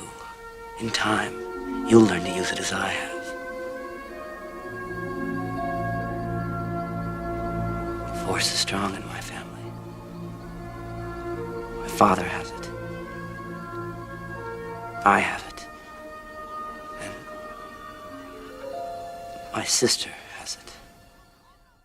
All right, Star Wars Episode 6, Return of the Jedi, is directed by Richard Marquand, not George Lucas, although there are some parts where we could argue he may have directed those parts, but we'll get to those in a little bit later. The film also stars Mark Hamill, Harrison Ford, Carrie Fisher, Billy D. Williams, and a slew of others that we'll definitely talk about. As we mentioned, this is finishing off our Star Wars movie series until we're one step closer to The Force Awakens. But let's talk about this closing chapter of the first 6 Star Wars films. Toss to you first, Diego. What do you think about Return of the Jedi? If I may, I'm working on a Return of the Jedi piece for audienceseverywhere.net, and so I'll be able to expand upon those thoughts, probably with like another 1,000 words or so. Cool. But I think Return of the Jedi is a really great, often maligned entry in the Star Wars franchise, especially in the original trilogy. I think it absolutely has some of the weaker pacing issues. The opening act is about 5 to 10 minutes too long, and the Ewok stuff in the middle does kind of bog down a little bit. But I think it is the most fun of the original trilogy, and it contains some of the highest points in terms of quality, but also some of the steepest points. I don't think any of this is a bad movie. I think it actually, as time goes on, might be my favorite to watch of the original trilogy, because it's finally the one where we see the heroes out on top, like completely out on top. And it's a movie that juggles 3 separate acts in the final act, like 3 separate storylines from varying emotional qualities and action qualities. That is sort of just remarkable, because even George Lucas couldn't do that with Phantom Menace, because there's Great point. 5 or whatever. There are too many. There are too many of them, Far too many. Here, it's just the right amount. You need each and every one of them. You feel like the band of characters that we've come to love and care for, they all have their own roles to play, and it's so gratifying, the emotional conclusion to Luke's story arc, because I think he sort of gets a bad rap. Everyone loves Han Solo. Princess Leia doesn't have that much to do in this one, unfortunately, but she still gets to kick ass once in a while. But I love Luke's arc, his culmination, because in the first one he's so willing to fight, he's so willing to be this hero, and he kind of, gets wrecked in Empire Strikes Back because of that. But here, his arc conclusion is that he doesn't need to strike his opponent down. He's better than that. And I think that's a really good culmination of his journey. And I love this movie head to toes. And I know we're going to talk about Ewoks down the line, but I'll just drop the mic right now. Ewoks are great. They're teddy bears that fight like the Viet Cong. It's awesome. They're clearly meant for children, but these movies, they're for the whole family. So I don't mind that. I'm trying to mimic. Yeah, it's great. It's ridiculous. Yeah. All right. Before I get to my thoughts, what do you think of this film, JD? Well, I will start off by reading my latest Letterboxd review that I wrote for Return of the Jedi. This is what I wrote. Okay. A father who doesn't deserve forgiveness is granted grace by his son, who believed in his father despite abandoning him as a baby and knew his father was pretty much a cold-blooded murderer. Looking past all of that, the son passionately forgives him, acts out of love, and tries to save his father. Oh, and there's awesome Star Wars stuff. That's exactly how I feel about Return of the Jedi. This is just one of the most thematically rich sci-fi films I've ever seen in my life. As much as I love Empire Strikes Back, and for all those reasons we talked about last week, I feel like this, at least thematically, is just as rich. That storyline in terms of grace and forgiveness, which we went into when we were arguing about Revenge of the Sith a little bit and what it meant for Anakin, but how that thread plays between Darth Vader and Luke is resonant on an astounding level for me. I love that story arc. And what it means to forgive someone who absolutely doesn't deserve it. And oh, by the way, he turns out to be your dad, who is an evil cold-blooded killer, I think is just absolutely fascinating. Plus, on top of that, it's in the Star Wars lore. So they're fighting against each other with lightsabers, which is just a ton of fun. And I think the choreography in that final battle between them is the best of the entire saga. I think it's absolutely wonderful, wonderful. And the way it crystallizes and the reveal there at the end, it's just damn near perfect. I absolutely love everything about it. To your criticism, Diego, about the first act, I can see why people would have problem with the pacing. I actually have a lot of fun with it. I know some people have had problems with, Luke's plan, and maybe it's a little silly.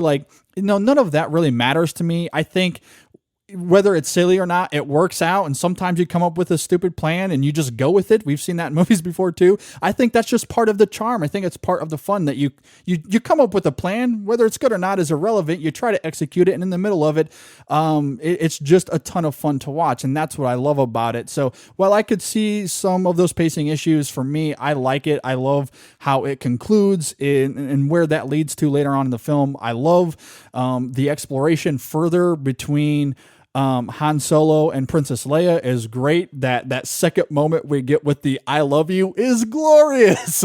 So good. Oh, I love it. They switched the roles this time. I know, and the way it's revealed, it's so great, especially with the tension of the moment. Oh, I love it. And to the Ewoks, I will say I don't mind the Ewoks. I think the reason that that third act is stifled for me a little bit is the fact that, and we all know this by now, it was supposed to be Wookiees.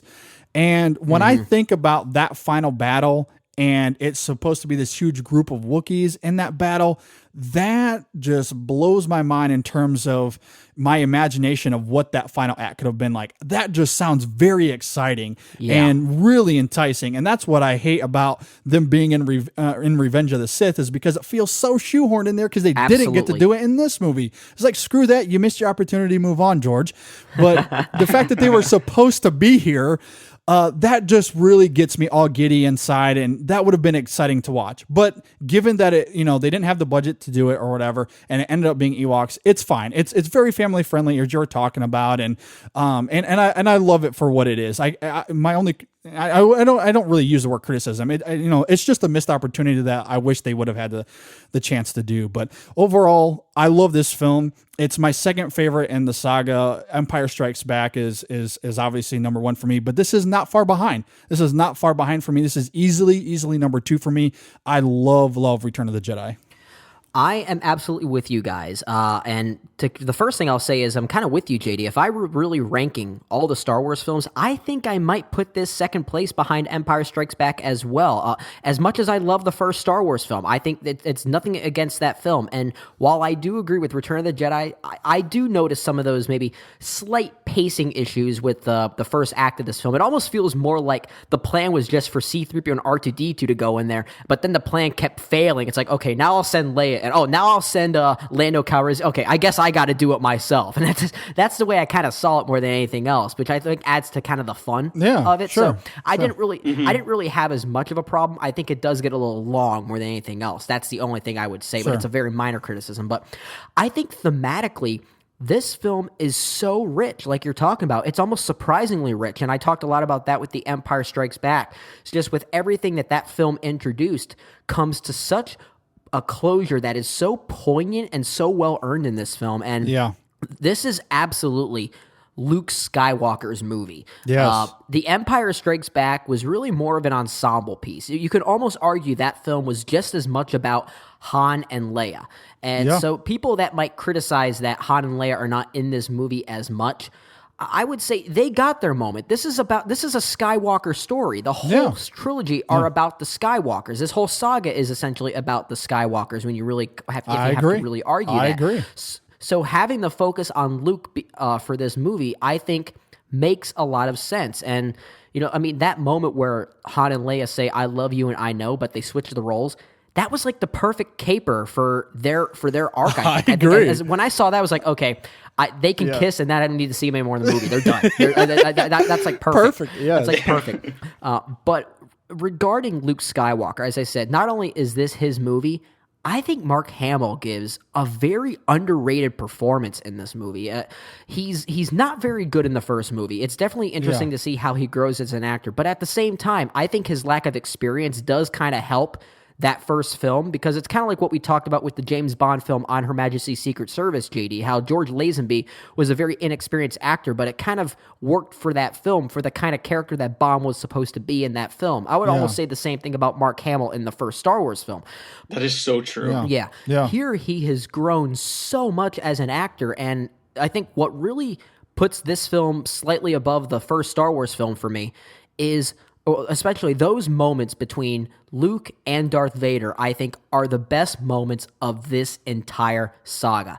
That final fight, not only is the choreography great, but the lack of choreography in the final exchange with their lightsabers, the anger that he feels and how he just keeps wailing on him, and John Williams' score just swells up. That is probably my favorite moment of the entire saga. And then you've got the Emperor in the background. Ha, ha, ha. Good. And just like, that is so marvelous. And so I'll say more about the Wookiees later. I don't hate them as much. I think more of it is the criticism of that, like you said, JD, they could have been Wookiees, and I think people are more angry of the fact of what it could have been rather than what it was. But they're cute, they're fun. They might be in the movie a little too much, and I think that might be one of the other things that I might criticize. But the last thing I'll say, the fact that this movie and its critical reviews that it has are lower than Revenge of the Sith, that baffles me. I know. That absolutely baffles me. Is it really? Yeah, it's got a 52% on Metacritic, which is at the same rating as episodes 1 and 2. And that's insane. Crazy to me. Crazy. This is why I don't trust people. that baffles me. I think a lot of those reviews are maybe more in comparison to to episodes 4 and 5, the first two movies, and I could see why people didn't like it as much as those two. But this is absolutely head over heels better than any of the prequels. And I think you can even make the argument that it may even be better than the first Star Wars film, Episode 4, because those moments are some of the best things in this saga, and it comes to a beautiful close, and there's a lot of poignancy there. I love this film. Yeah, I'm completely with you on that, Brennan. Those reviews are absolutely crazy to me. In fact, I would personally take this over the first Star Wars, and I think a lot of it comes down to, one, thematically, this is just such a rich movie, as we were talking about. And I completely agree with you that this is Luke's movie, or this is at least a Skywalker's movie. It is about their family and their dynamics between the three of them, because there's a really wonderful moment between Luke and Leia as well, where he is revealing who their father is, and all of this about the Force, which is so new to her. It's the reveal that they're brother and sister, which, comes out of shock to her a little bit, but at the same time, she's like, I knew. I somehow always knew. And it kind of goes back to the Force and that idea of faith, which is absolutely wonderful. And the way that those family dynamics are played throughout this movie are incredible to me. And I agree with you that Mark Hamill's performance is also another big reason why I would take this over the first one. Although you make a great argument, and I agree with you that his lack of experience and his amateurism does work for his movie and his character in the first movie. But overall, as a performance, he's much, much better here. And it displays that now experience that he has so wonderfully, that for me overall, it just works better as a film. So, and I love the first Star Wars. Episode 4 is great, but for me, 5 and 6 are just on a different level.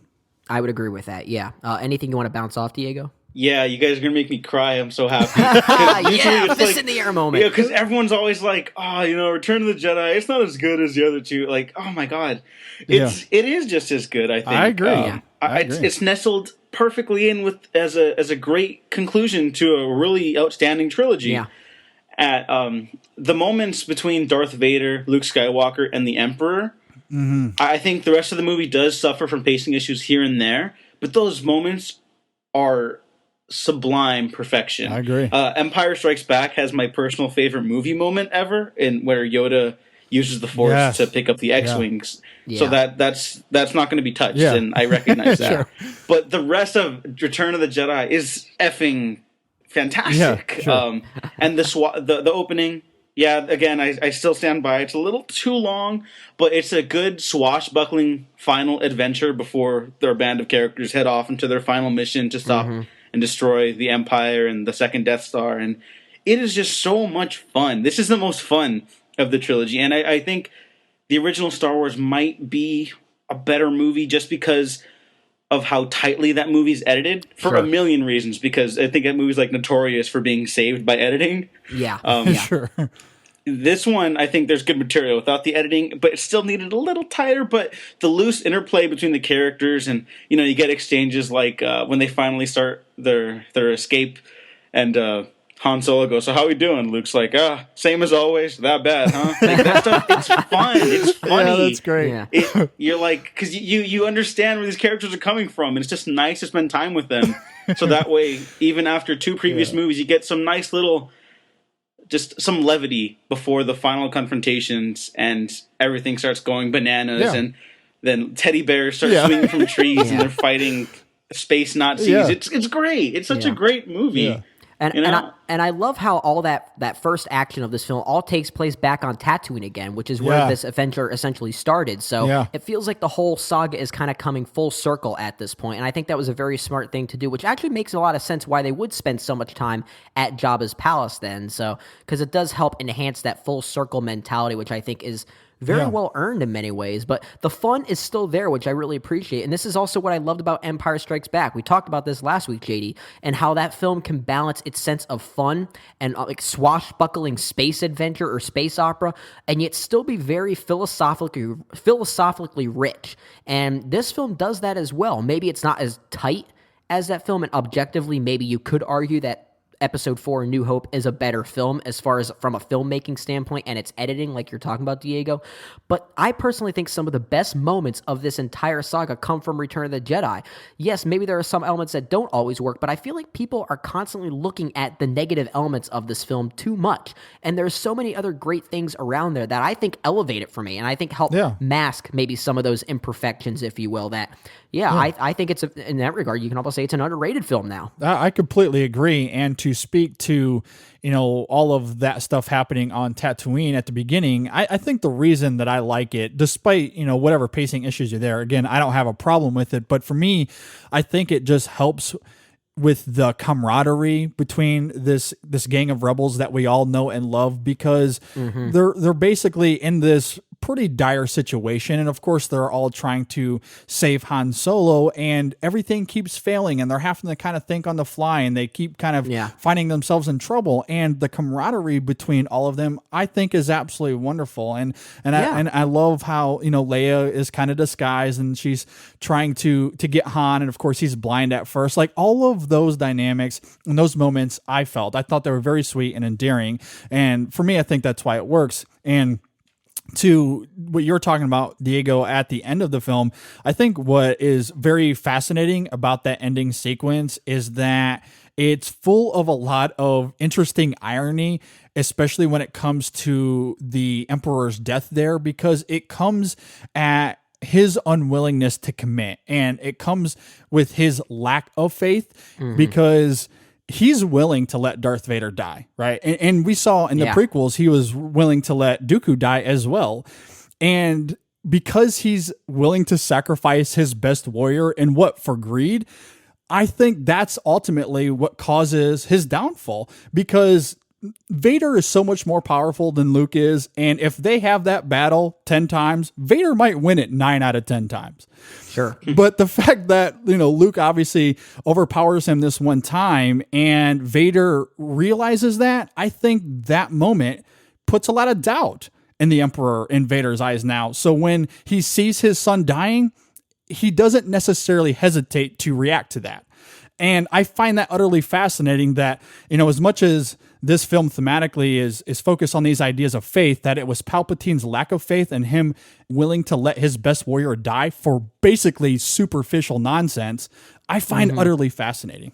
I completely agree with that. I think that is a wonderful look at that, and I think it adds to the notion that the villains of this movie, even though we don't get a lot of time spent to get to know the Emperor here, or Darth Sidious, as you can almost call him too. Yeah. He's kind of a multidimensional character. You could definitely see, maybe not necessarily torment in him, but he's definitely someone that has, I guess, power struggle issues, I guess, which is kind of interesting. And you definitely notice that, how he's able and willingly able to get rid of his best man, who is currently Darth Vader, and to exchange for another Skywalker like that. It adds to the pain that Darth Vader himself, or Anakin now, is going through. And I feel like it culminates in such a beautiful way, that a scene that I don't think gets talked about much now, unless people talk about the added no when Darth Vader throws the Emperor over. Geez. Yeah, but first off, we'll forget that exists, because it doesn't exist. But if you notice, I still have the DVDs. Yeah. Oh gosh. With the Laserdisc transformations, I really envy you for having that.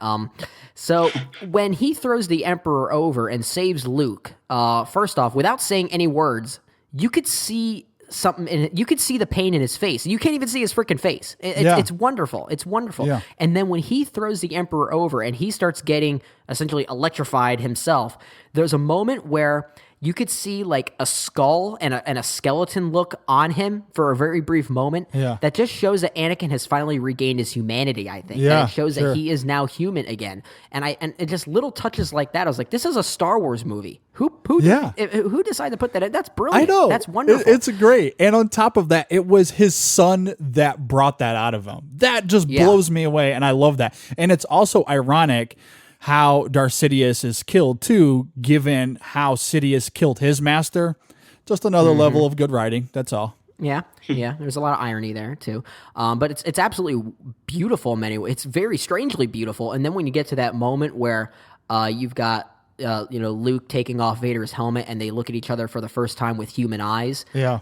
It's somehow its briefness, I think, adds to the poignancy of it, because I've heard people complain that it's not long enough, and I think that I can't fathom that criticism. I think the briefness of it is actually what adds to it, that he just simply smiles and says, "Now you got to go," and it's just like that's surprisingly heartbreaking. And on top of that, you've got all of the Death Star comrades and those working on the ship who are just running away and fleeing for safety, and they're ignoring their master, essentially. They're ignoring him, and it's kind of heartbreaking in many ways, and I don't think it gets enough credit. I think it's wonderful. I agree. All right, but for the sake of, not talking for probably 5 hours on this film, let's get the final thoughts and grades. I'll toss it to you first, Diego. Any final thoughts that you have, and what grade would you give Return of the Jedi? Final thoughts. This is one of the greatest... I'll just go out and say it. This is one of the greatest movies ever made. This is one of the best conclusions to a franchise, ever, or at least a trilogy ever made, because I guess it's not really ending. It's going to continue now. Yeah. Thank God. I think the reason this movie ends up working so well, and why that it's totally okay that it's Luke's story primarily. You guys nailed it earlier. Everyone else had their moments to shine already. Even Lando had his arc in his introductory movie. He was a scoundrel, and then he kind of tries to redeem himself. Sure. Yeah. This is his full redemption thing here. But the reason this movie works without the confrontation between Luke and Vader and the Emperor being so satisfying, this movie it'll be good, not a great conclusion. I particularly love the line where the Emperor tells him to strike down his father, and he just, after that really intense lightsaber battle, you guys, again, just, it's so great because it's driven by emotion instead of choreography. He says, "I'm a Jedi, like my father before me." And I think that's the moment where Vader's like, "Oh, right, that's my son." Whoops. My bad. Complete 180 from the previous movie where he cuts off his hand. And he's like, "Oh, by the way, I'm your dad." This is an A+ movie for me. Yeah, and I love that that moment, even when Luke looks at his own hand and notices, the robotics of his hand, and also directly parallels Vader. I thought just little touches like that, wonderful. I just had to jump in and say that. But anyway, before I get to my thoughts, JD, final thoughts, and what grade would you give Return of the Jedi? I can't echo your thoughts enough, Diego, especially about the ending when he says that line that I'm a Jedi like my father before me. It is fist in the air, hair raising, chills on my arms moment. I absolutely love it. It's absolutely fantastic. And as I was kind of joking about the way that Vader kills the Emperor there. But what I find interesting, and again, going back to kind of that moment actually, is his reasons for killing his master are very, very different than Darth Sidious, right? Sidious, his ambitions was always greed and seeking power, and that's why he killed his master. And for Vader, it was for familial love. Yeah. And again, for that to happen, it was brought out by his own son. I just find that endlessly fascinating, and the execution of that just damn near perfect. I absolutely love it. And as far as other final thoughts, I will also echo what you were saying at the beginning of this, Diego. Like, that third act is a lot of fun. It's silly and goofy at times, but I love the way that those kind of three story threads are handled. Like, I love all the stuff happening on the planet, as goofy as it is at times. The battle in space is fun, and of course, all the stuff with Luke and Vader is just on an incredible level. So I agree with you. This is one of my favorite sci-fi films of all time. Like I said, it's my second favorite in this saga, not far behind Empire Strikes Back. And last thing I'll mention is John Williams. I know we've mentioned him every single week on the show, and we're going to have a big thing on him on this week's bonus content where we do Settling the Score. He's incredible. He's always consistent, and he's just absolutely perfect in this movie, as he is always in the Star Wars movies. And I love that they recurred a lot of his themes in the marketing for The Force Awakens, and I love how they use that moment between Luke and Leia and a lot of the marketing for The Force Awakens too. Just really ramps me up. And I'm glad that we got a chance to do this, Brendan. It's been a lot of fun. I'm sad that it's ending, but I think it's also exciting. It's also exciting, yeah. Talking about especially the original trilogy, the last 3 weeks has got me very much ready for The Force Awakens. So mission accomplished. I agree. What grade would you give it? An A plus maybe. I love this film as well. It's one of my favorites. Yeah, I'm definitely with you guys. I think it's kind of strange to say this about a Star Wars film in the original trilogy and calling it underrated, but I kind of think that's the case with this film. I really think it is, at least if you look at the critical acclaim that it has had specifically over the years. I think it's a lot better than what it gets credit for. I think it's wonderful. The last two things I'll talk about before I get to my grade is, first off, I think the final space battle in this film is the best space battle of the entire saga. It is kind of... It totally is. Yeah, it is. The Battle of Endor. It is essentially recycling what we saw in A New Hope. The battle against the Death Star, and yes, we've got a new Death Star again. That stuff doesn't really bother me that much. Me either. The Death Star was such a powerful weapon. I mean, you would think, of course, we're going to try and build it again. I don't mind that at all. But it's only half built in here, which almost is kind of a deceit at some point, because it's full functioning, even though it's half built, and that kind of puts the rebels at a back when they finally realize that, oh, this thing is actually full functioning. So I like how that is handled there. It's very manipulative, and I think it also shows the strengths of the dark or of the Empire here. I think that's very conniving on their regard, which I really appreciate it. And those who complain about how you can fly the entire Millennium Falcon inside of it, we just said it. It's half built. Of course, they can probably do that. So don't get me started on that. But I think the Battle of Endor is magnificent, and also. The fact that it's kind of fronted by Lando Calrissian, that he's finally getting his fun moment, and he's such a joy to watch. Great. I think it is. He's one of my favorite characters, especially in this film, and I think it's absolutely magnificent.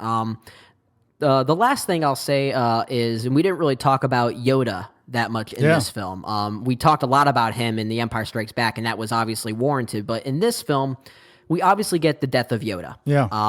No, I mean, if I have to put a spoiler tag on that, I mean, geez, I mean, that's sad. But we finally get the death of Yoda. Yes. And rewatching this film not too long ago in preparation for this discussion, for the first time, something happened during that scene.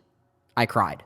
I seriously teared up. I swelled up like a balloon watching the death of Yoda, and that has never happened before. I always appreciated it and always felt it to be a very poignant and sad moment. But finally, it hit me. It hit me so hard. And I think it actually has a lot to do with Mark Hamill's performance. The way he doesn't say anything and just gradually looks at him and kind of gives like a soft grin afterward and starts tearing up himself. It's a very underrated performance, like I said. And I felt the weight of that so well. I think it's It's one of the most heartbreaking moments of this saga, yet alone of a sci-fi fantasy film of this caliber. I think it's so beautiful. And I think what's great about that moment too is, especially thinking about it, and what makes it so heartbreaking to me is that Yoda was obviously one of the best Jedi of all time, and then this war breaks out, and he's forced to go into hiding for pretty much the rest of his life. And it's sad that he was forced to go into such isolation. And then the fact that this kid comes out of nowhere and wants to learn the Force and learn something that Yoda is so passionate about, it gives him such a feeling of gratification that as he's passing away, it's like, yes, this is definitely my moment to go. Like I did my job. I helped Luke get to where he needs to be to kind of help change the rebel cause. It was such a perfect moment for him to go, especially given what he had gone through before. It's really heartbreaking within the moment, like you're talking about, but even just thinking about it, it's even more heartbreaking, but also hopeful at the same time.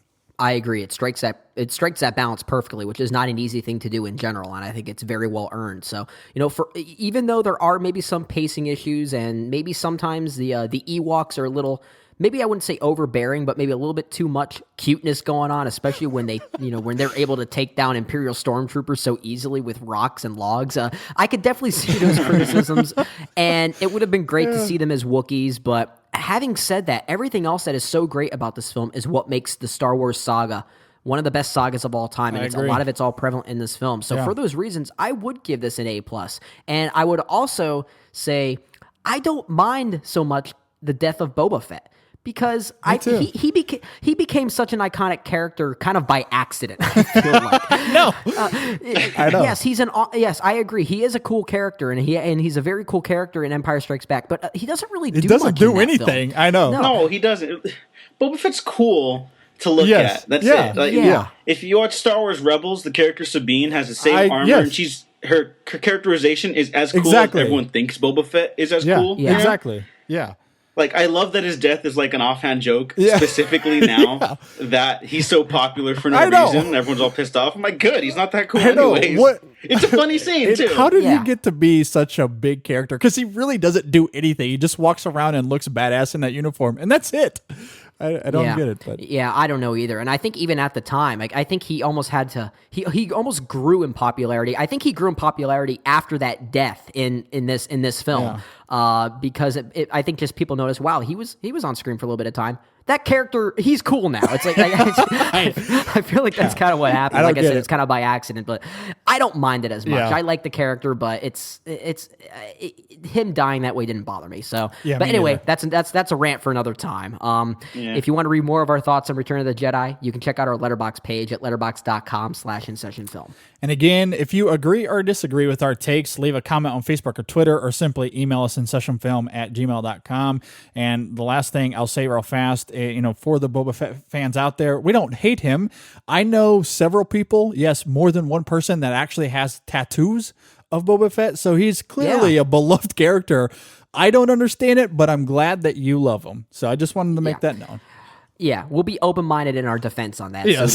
So good way to put that. I completely agree. But anyway, before we get out of here, I just want to say, Diego, thanks for being here, man. It was a really great time to have you on the show for once. Well, thank you so much for having me, man. I'd love to come back if you guys would ever have me again. Oh, it'll happen. It'll happen. I think we had some great discussions, man. Once again, before we get out of here, why don't you tell everyone about yourself again, where we can find you on the internet?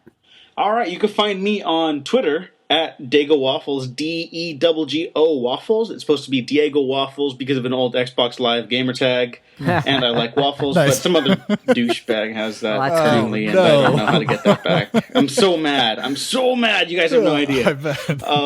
And then I've currently almost done editing 6 of my own Star Wars reviews with other people throughout the world of the internet and whatnots. Those start going up actually tonight, Sunday night. Awesome. So, yay! Yeah. Well, we'll definitely be on the lookout for those ourselves too, because we absolutely love the work that you do, and it's great to have you on the show for once too. It'll happen again, as we mentioned. Yes. You'll be back. Yeah, absolutely. I can't wait. Thank you so much. Yeah, absolutely. And on that note, that should do it for this week's show. Again, just a friendly reminder, you can like us on social media Facebook, Twitter, Google+, YouTube. Just search InSession Film and you'll find us.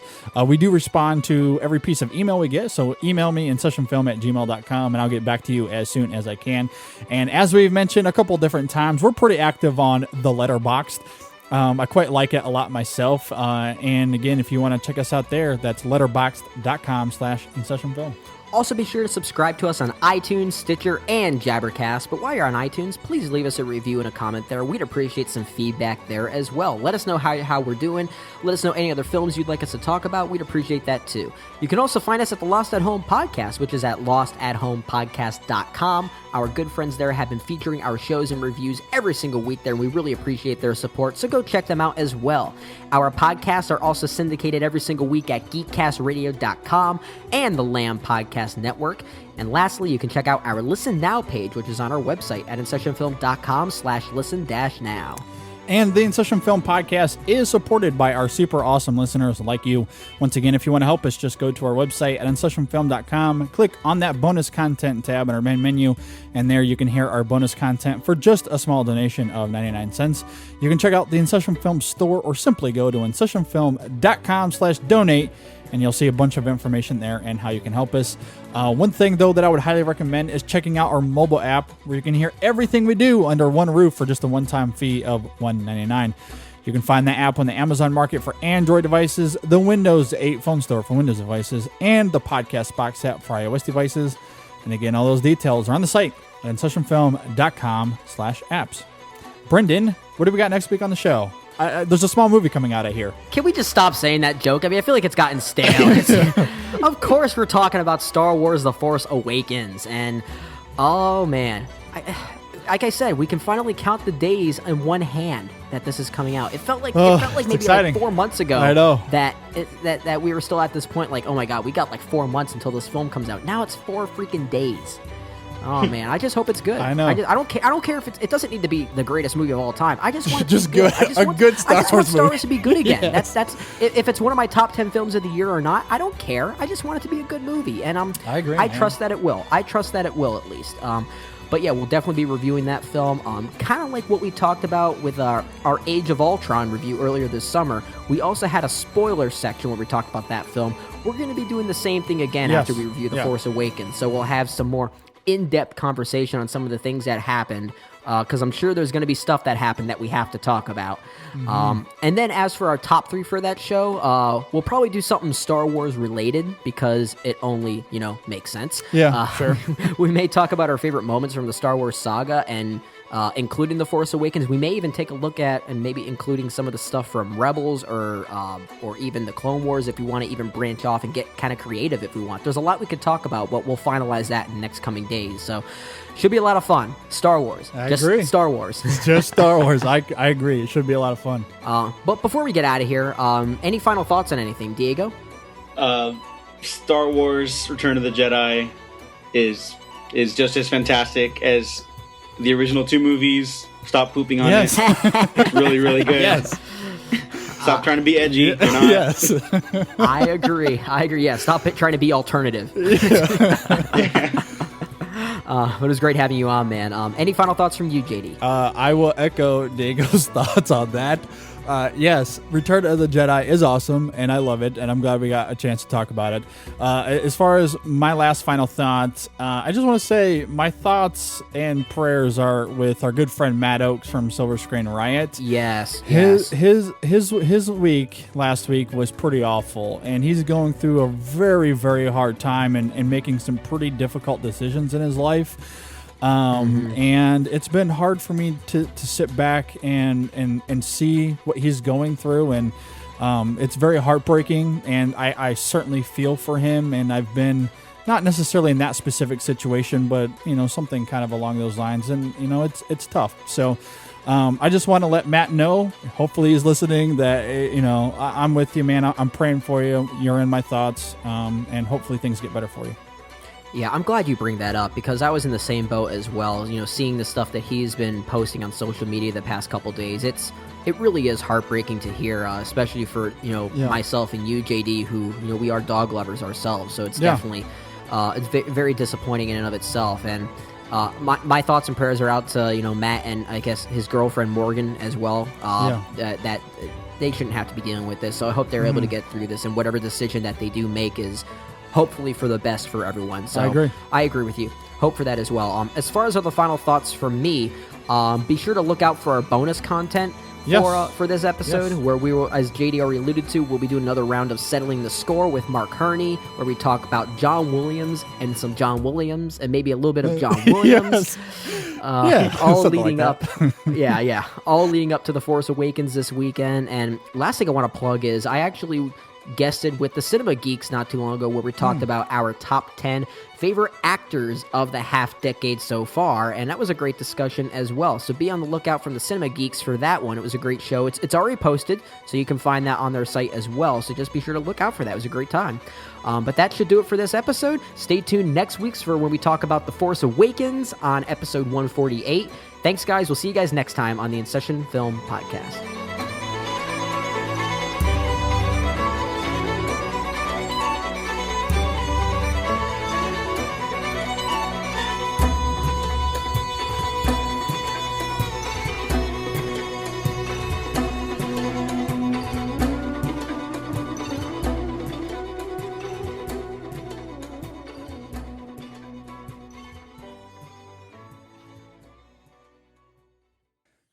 Oh, that's me.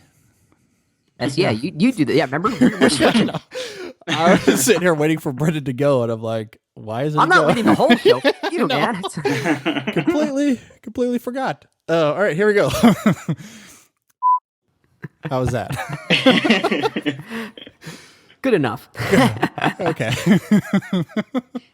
That's what I aim for. Good enough. I agree. I completely agree. Let's get to final thoughts, though, before this conversation turns into an hour or two. Isn't that my line? Oh, it is. That is. Never mind.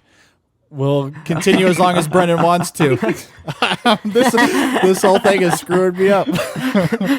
Please keep that in the bloopers or something. I will. That'll go in at the end of the show. You get so used to doing this the last 6 weeks that it's just like, it's automatic brain power working. So for the entire version of our podcast, be sure to subscribe to us on iTunes or on Stitcher, or check us out online at InSessionFilm.com.